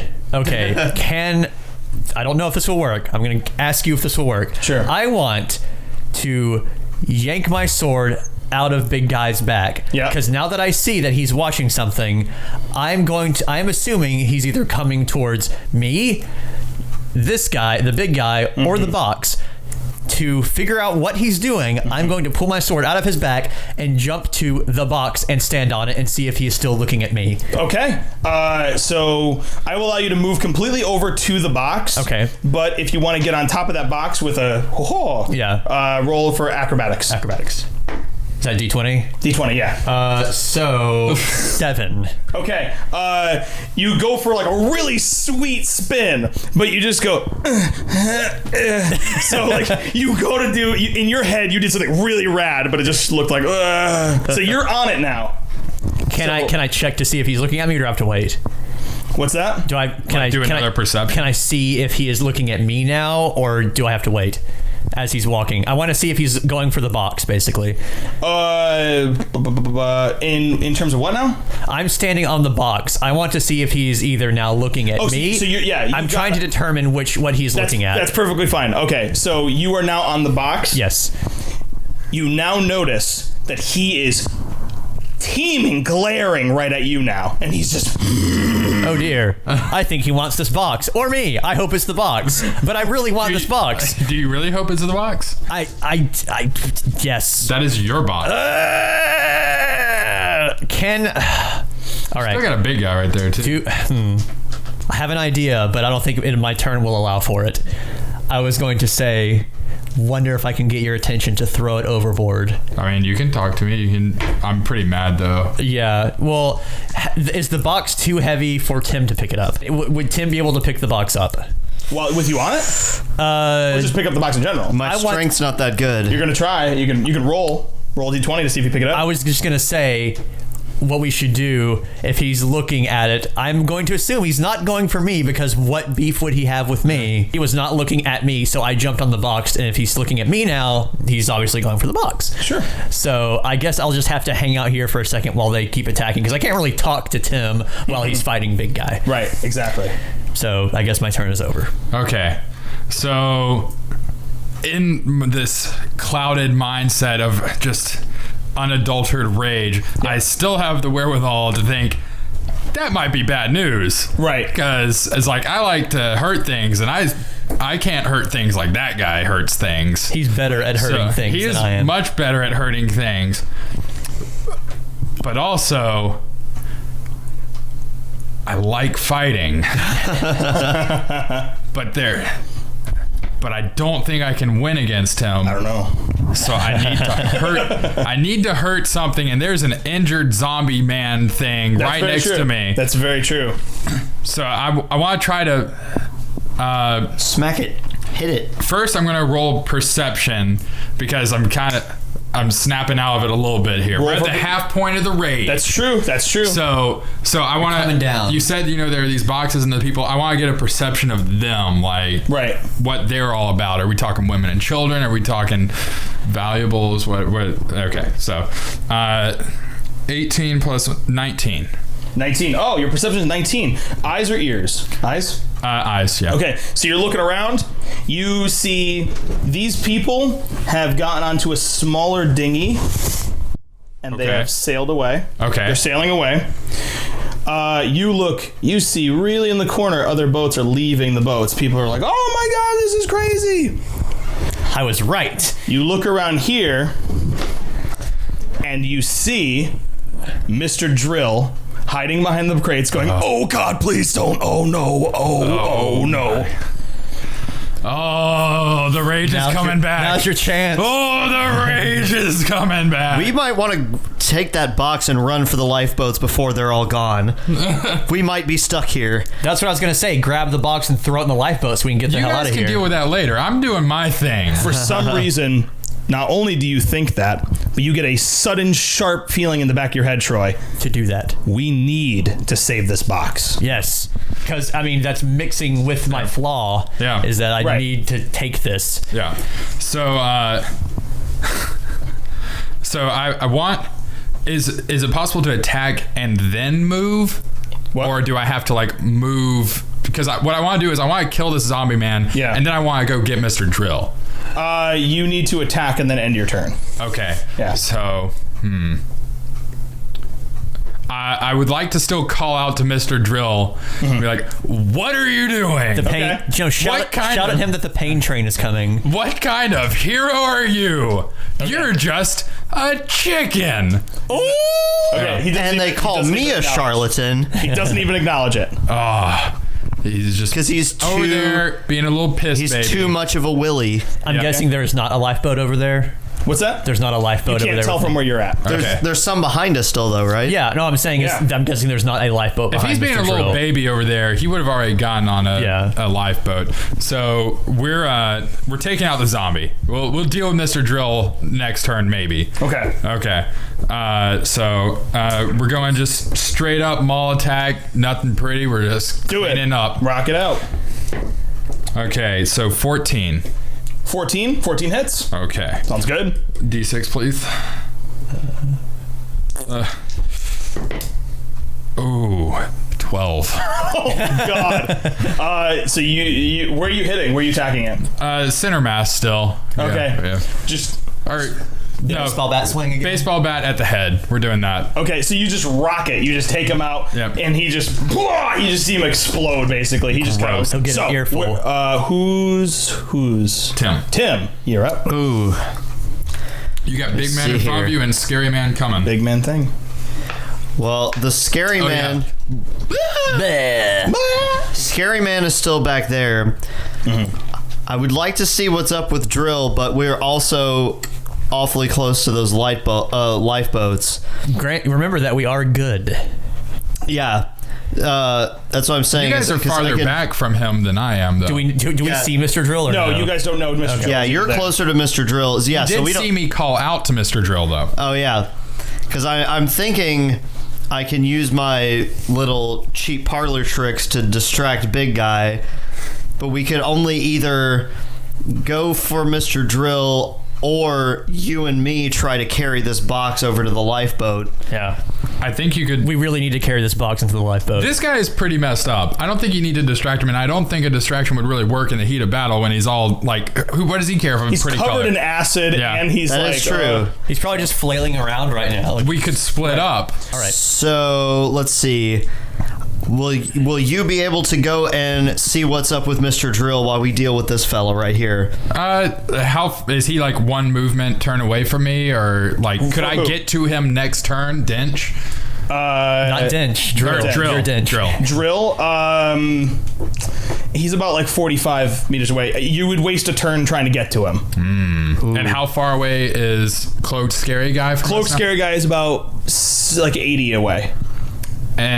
So Mr. Drill is closer. You're closer to the boats than you are even Drill or the thing. Well, I'm not lawful good.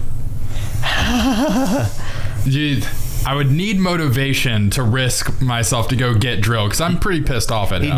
He did wouldn't let give you him a die. job. You do want... Yeah, that's right. He did offer you a job. Let's put it this way.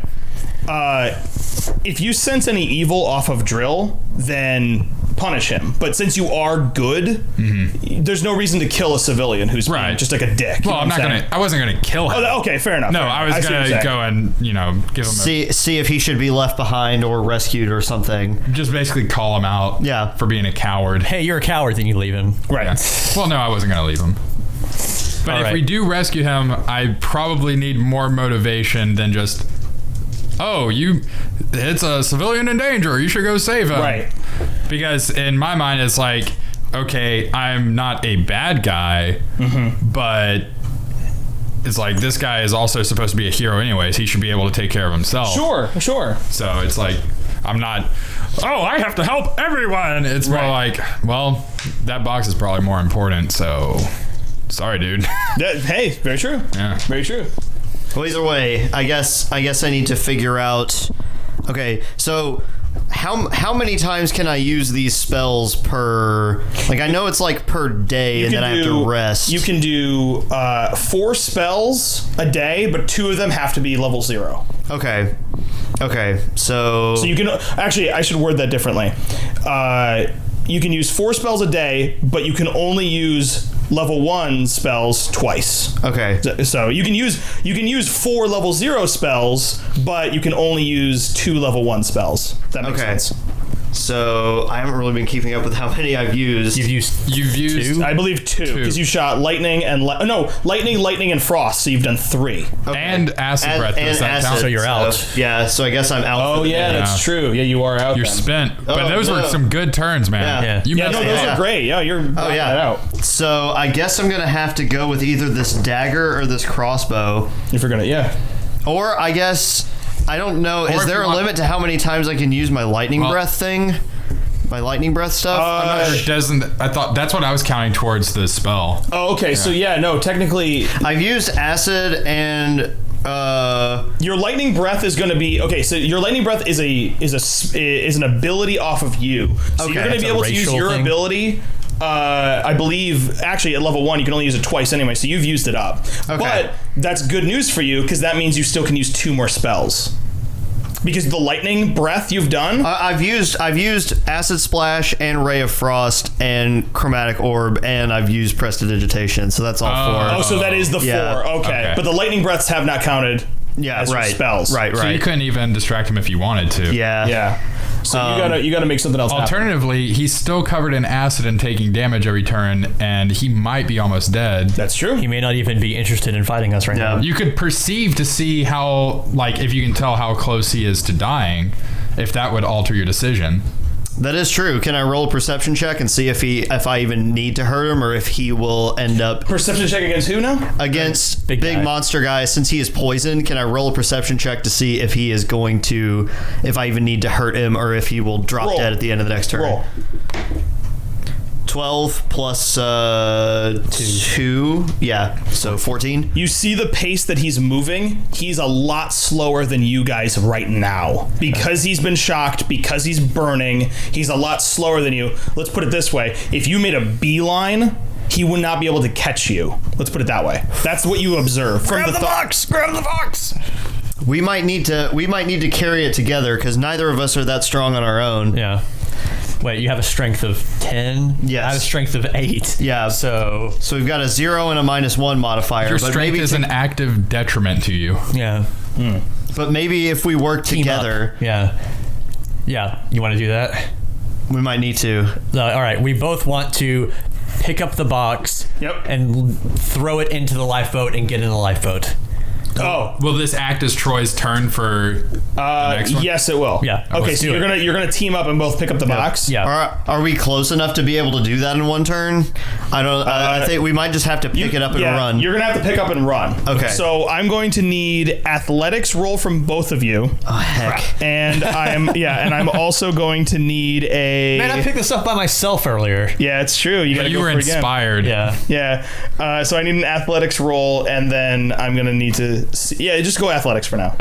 Okay. 2. All right. 10. Okay.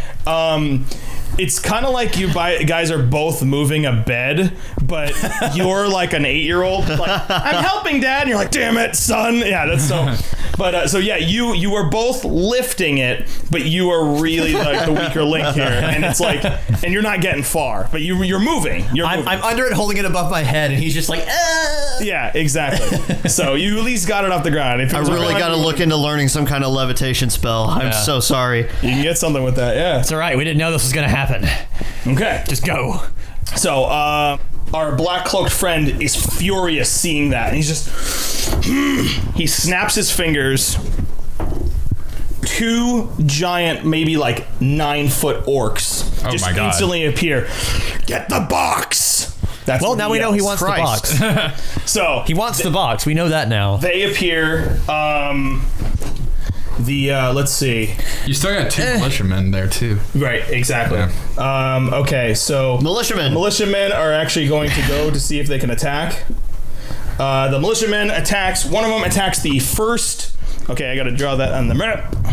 So this guy is now here.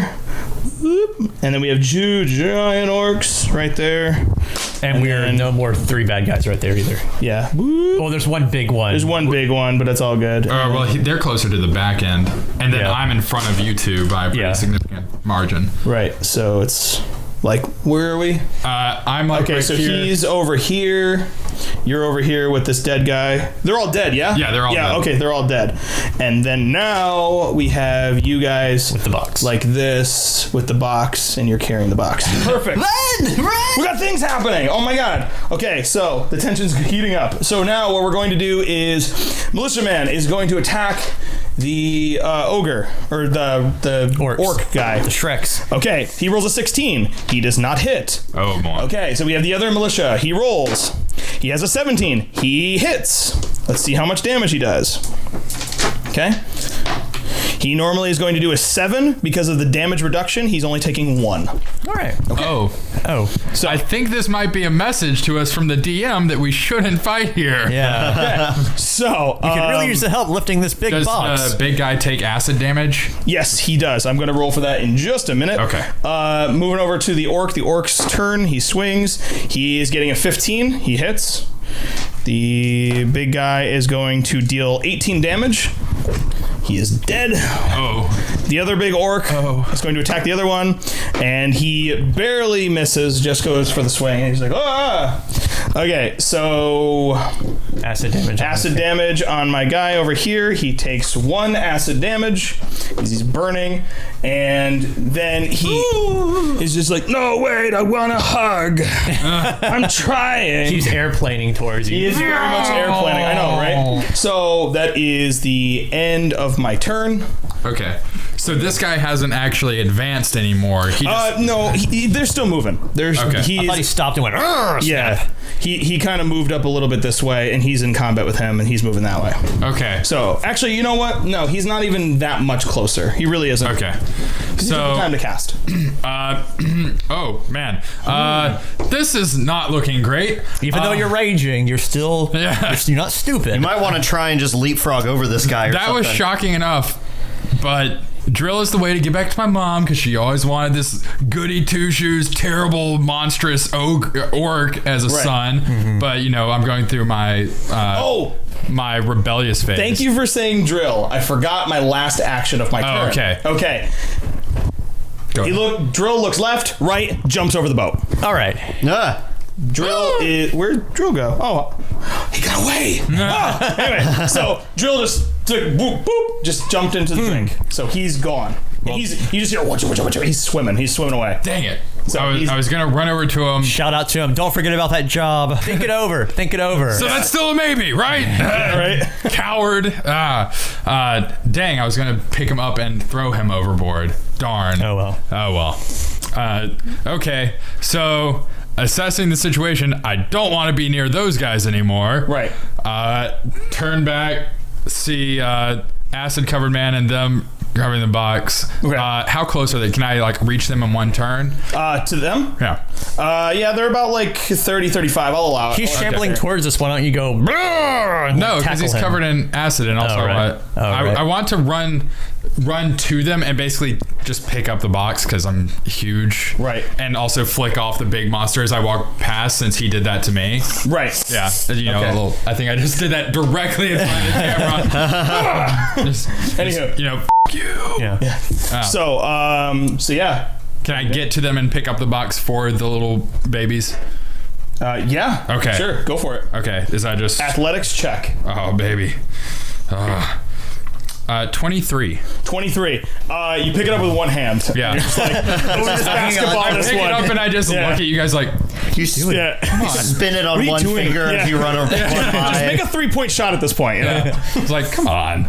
And I say, nice seeing you again. Yeah. You just keep walking, just... If this was Space Jam, you'd be Bill Murray. Yeah. Yes. Someone call for me. Cool. It's like, no big deal. I was just, killing all the stuff. Wait. No. Okay. I'm carrying it. Okay, you got it. We got it. You got it. Yeah.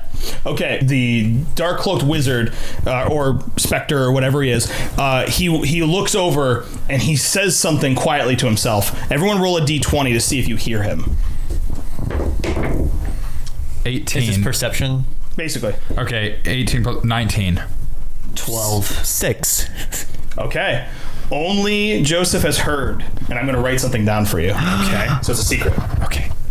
Everybody shut up. Can't you just share it with us, whatever you heard? Maybe if I feel like it. Okay. Shoot. Dang, dude. He got you there, son. Okay, so the box has my This soul next in it or turn I something. have is only going to be I'm only going to have 3 raging turns left. Oops. Yeah, no, that's right. That's what he says to himself. Okay. Okay? All right. What was it? Tim's turn. I'm gonna run towards that lifeboat. Okay. Just be behind like, him. okay, you got this. Bye. Yeah. See ya. Or actually, I guess I could fire a crossbow bolt back at this big guy just to make sure he doesn't follow us. Do it. He's pretty slow, but whatever. Well, yeah, if you're carrying it, we can run plenty fast. It doesn't matter. So yeah, I'm just gonna run towards that lifeboat or hop in it if it's close enough. Okay. Yes, you can. And I'm gonna slide across the front of it like a cop car, Dukes of Hazzard. That. Okay. You are the Duke. Yeah. That's true. The Duke boy's getting away. All right. So you're in the boat. And you look really confused whenever you see me, so I slide my ring back on. No, I was gonna. You did a race and Joseph right there too. Oh yeah. I was gonna make reference to that. I was gonna be like, "Who are you?" Okay, I'll wait to slide my ring back on then. Yeah. Cool. So you're in the boat. Yes. Okay. So I will take my turn. All right. So my militia guy is going to attack the orc. Wow. Well, what an awesome guy. He's going for it. All right. So he got him. He stabbed the orc. Okay, so he does 9 damage, total of 3. So he does 3 damage. Ha! The guy's like, Marr. All right, so he's having a bad day, and here we go. The orc is going to attack. Okay, so the orc rolled a 20. So that's a natural 20. So it's a critical hit. Yep. Okay, so the orc does 43 damage to him, and just. It just explodes. He just disintegrates. Pancakes through the deck. He's making up for that miss earlier. Yeah. Right. Does the chat? Do you guys want to remind everyone what your HP is? By the way. Yeah, I have taken 5 points of damage already in this fight, and I'm at 9. I'm at 7. Your maximum is 9. My maximum is 9. I'm at 8, but I haven't actually taken any damage. So. Right. More HP and damage than all 3 of us combined, and then some. Yep. Right.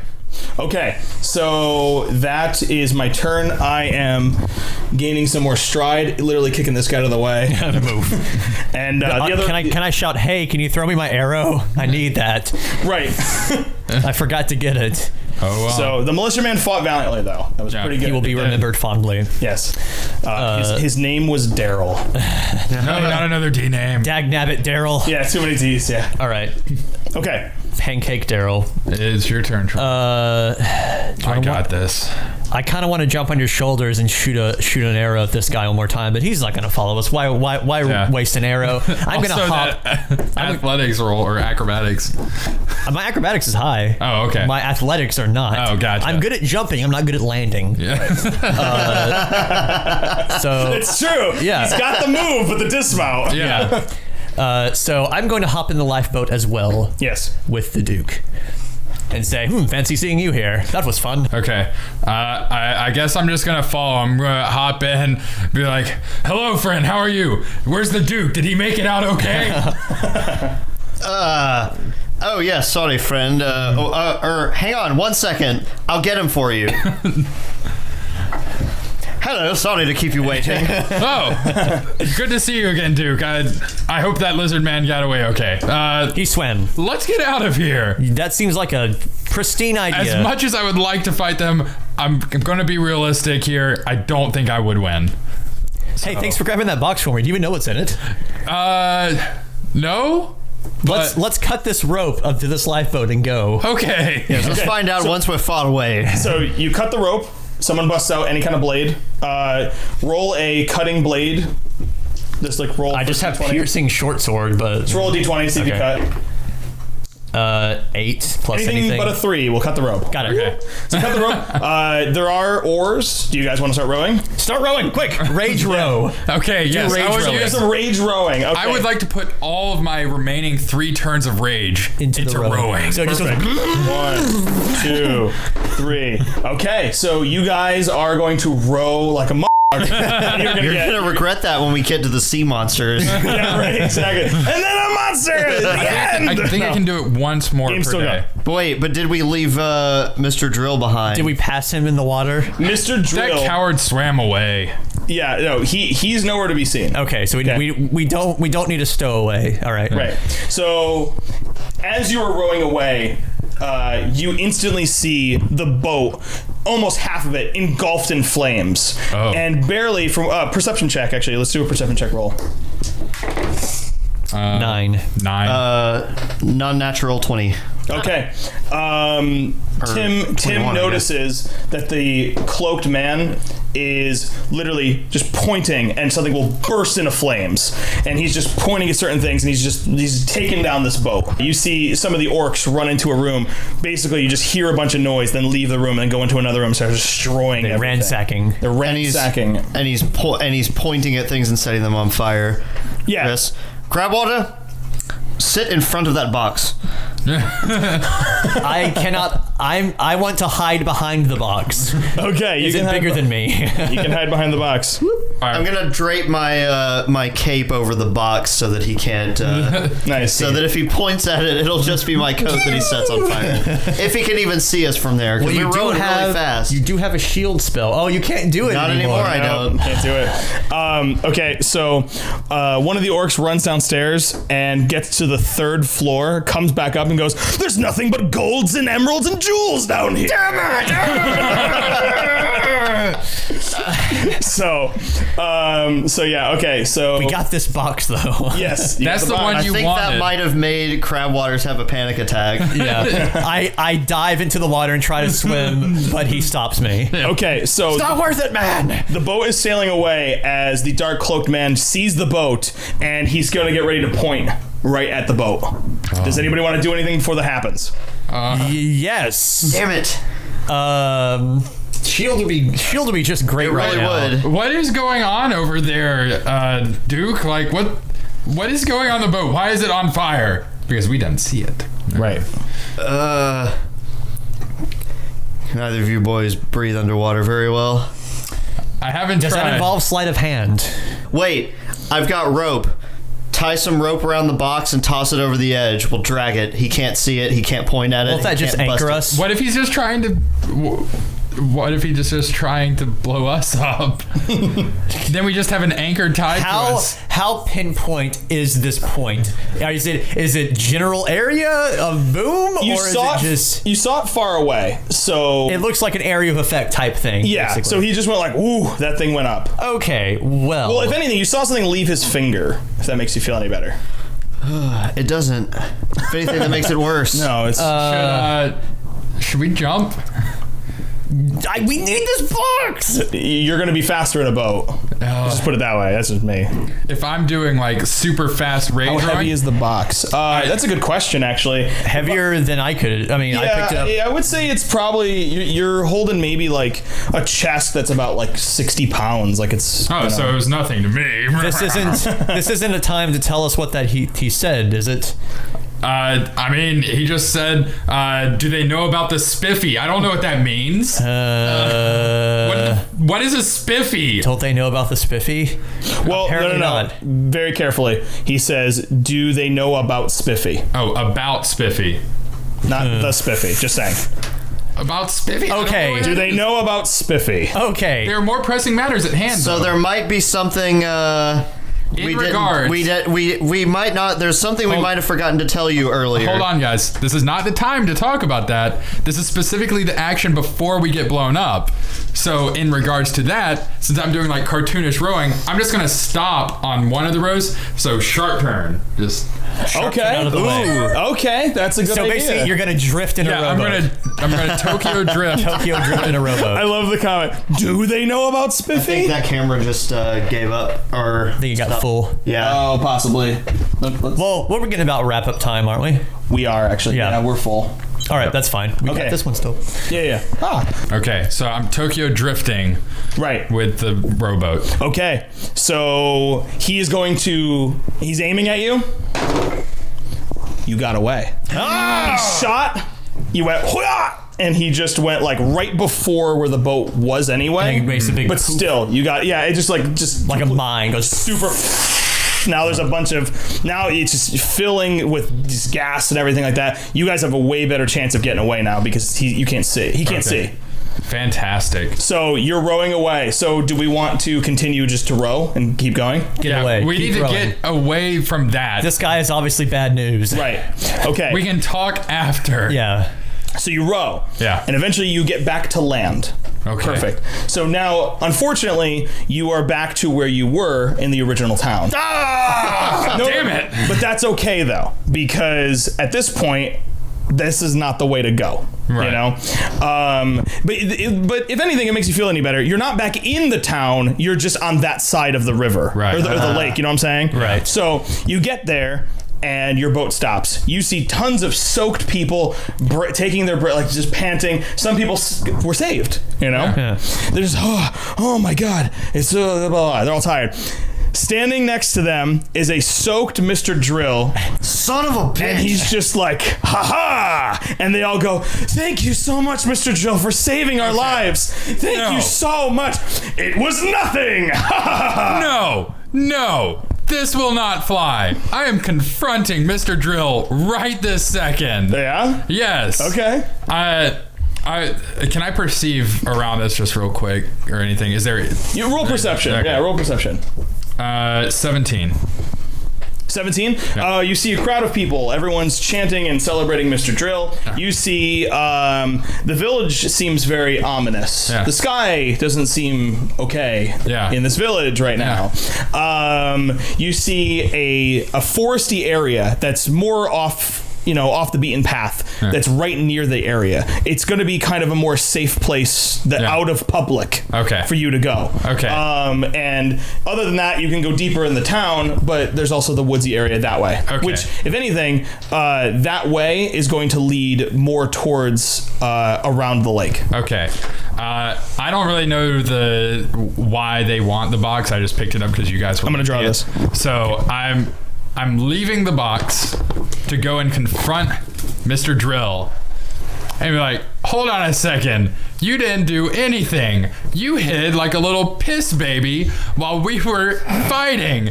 And I would like to display my maul and all the various body parts that are still dangling on it. Be like, this is what I did while you were hiding.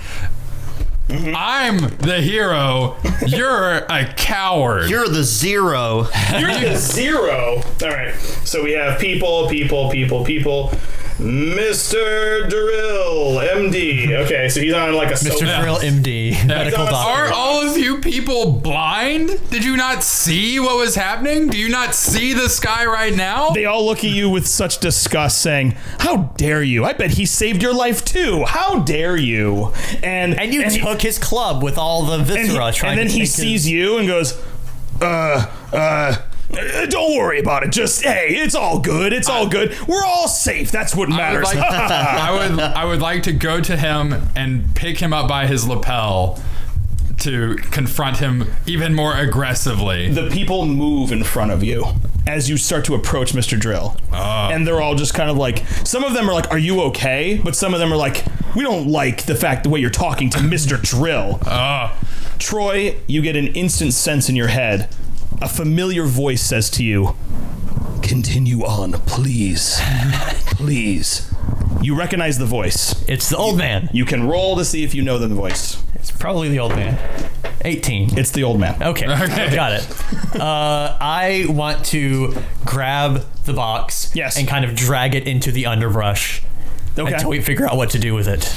Okay. Do I need a strength check or... No. Okay. If anything, you guys are in a less tense situation. Right. You can take your time to pick it up. Right. And I kind of hide it in the bushes while everyone is looking at Dench and Mr. Drill. We're behind them. Yep. I scoot it into the bushes, cover it up with some sand, and make a mental note of where it was. Cool. Okay. Because I have all right intelligence. Okay. I have +1 wisdom though. Right. I feel like I'm being slighted here. I can't believe I ever wanted a job from this joker. Okay. I'm calling him out on his honor. I'm like, well, then fine. Don't have a job from him. Whatever. Yeah, just let him be himself. Yeah, he's a good person. Yeah. Just we'll talk later. Call me. I don't think you're gonna get anything with this guy. I'm just gonna say I think this is a wild goose chase. There, trying to convince him otherwise. I mean, he's not worth it. You know, he's just some. He basically has his own religion around him right now. I'm so fucking mad. So I think are we gonna leave it here on the? Let's leave it off at. You're gonna still accompany your boys, right? And no, you should pull me off of this. You get. Because I am loyal to my friends. and we're not exactly your friends yet. I guess you said friend, and I picked up on that one word. Here's the thing: you have all bonded from this moment, so I would consider you. Well, I would assume you would just say "screw you" then, and storms away back to the only people he knows. It's up to him. No. My thing was, you said when you first introduced yourself, my friend here, and I was like, friend. You're the first person that has ever called Dinch Thockbutt a friend. I mean, I'm pretty busy burying. I just buried the box. Did you see me bury the box? Did he see me bury the box, or is it just? It could have been a collaborative only I know where it is. Yes, got it. I know where the box is. Okay. I don't know. I don't know. Hold on. You were carrying the box. Now, where did you bury it exactly? Well, I took it into just the beginning of the foresty area. Hid it behind a rock. Covered it up with some brush. Okay. As you begin to do that, the letter opener in your pocket starts to glow really, really vibrantly. Oh, can I roll a perception check on the letter opener to see if it? Do it. Okay, I have average intelligence. Yeah. If it's vibrating near this chest, I want to hold it up and see if it vibrates more when it gets closer. Do it. Ooh, all right. There you go. 13. So you're holding the letter opener. I'm kind of getting it closer to see if it vibrates more. It's glowing even more. Oh! All right, I want to put it in the lock, the keyhole. You put it in, the whole box just completely glows like a light blue. Neato! The box opens. Okay. So do you want to look inside? Do we want to leave it there? You're just by yourself right now. You need to call people over if you want to share this moment. It's my treasure. It's mine. Look inside? I look inside. There is a light blue egg, and it's like this big. Like this. I say, how spiffy. There's a big egg. Is it bigger than me?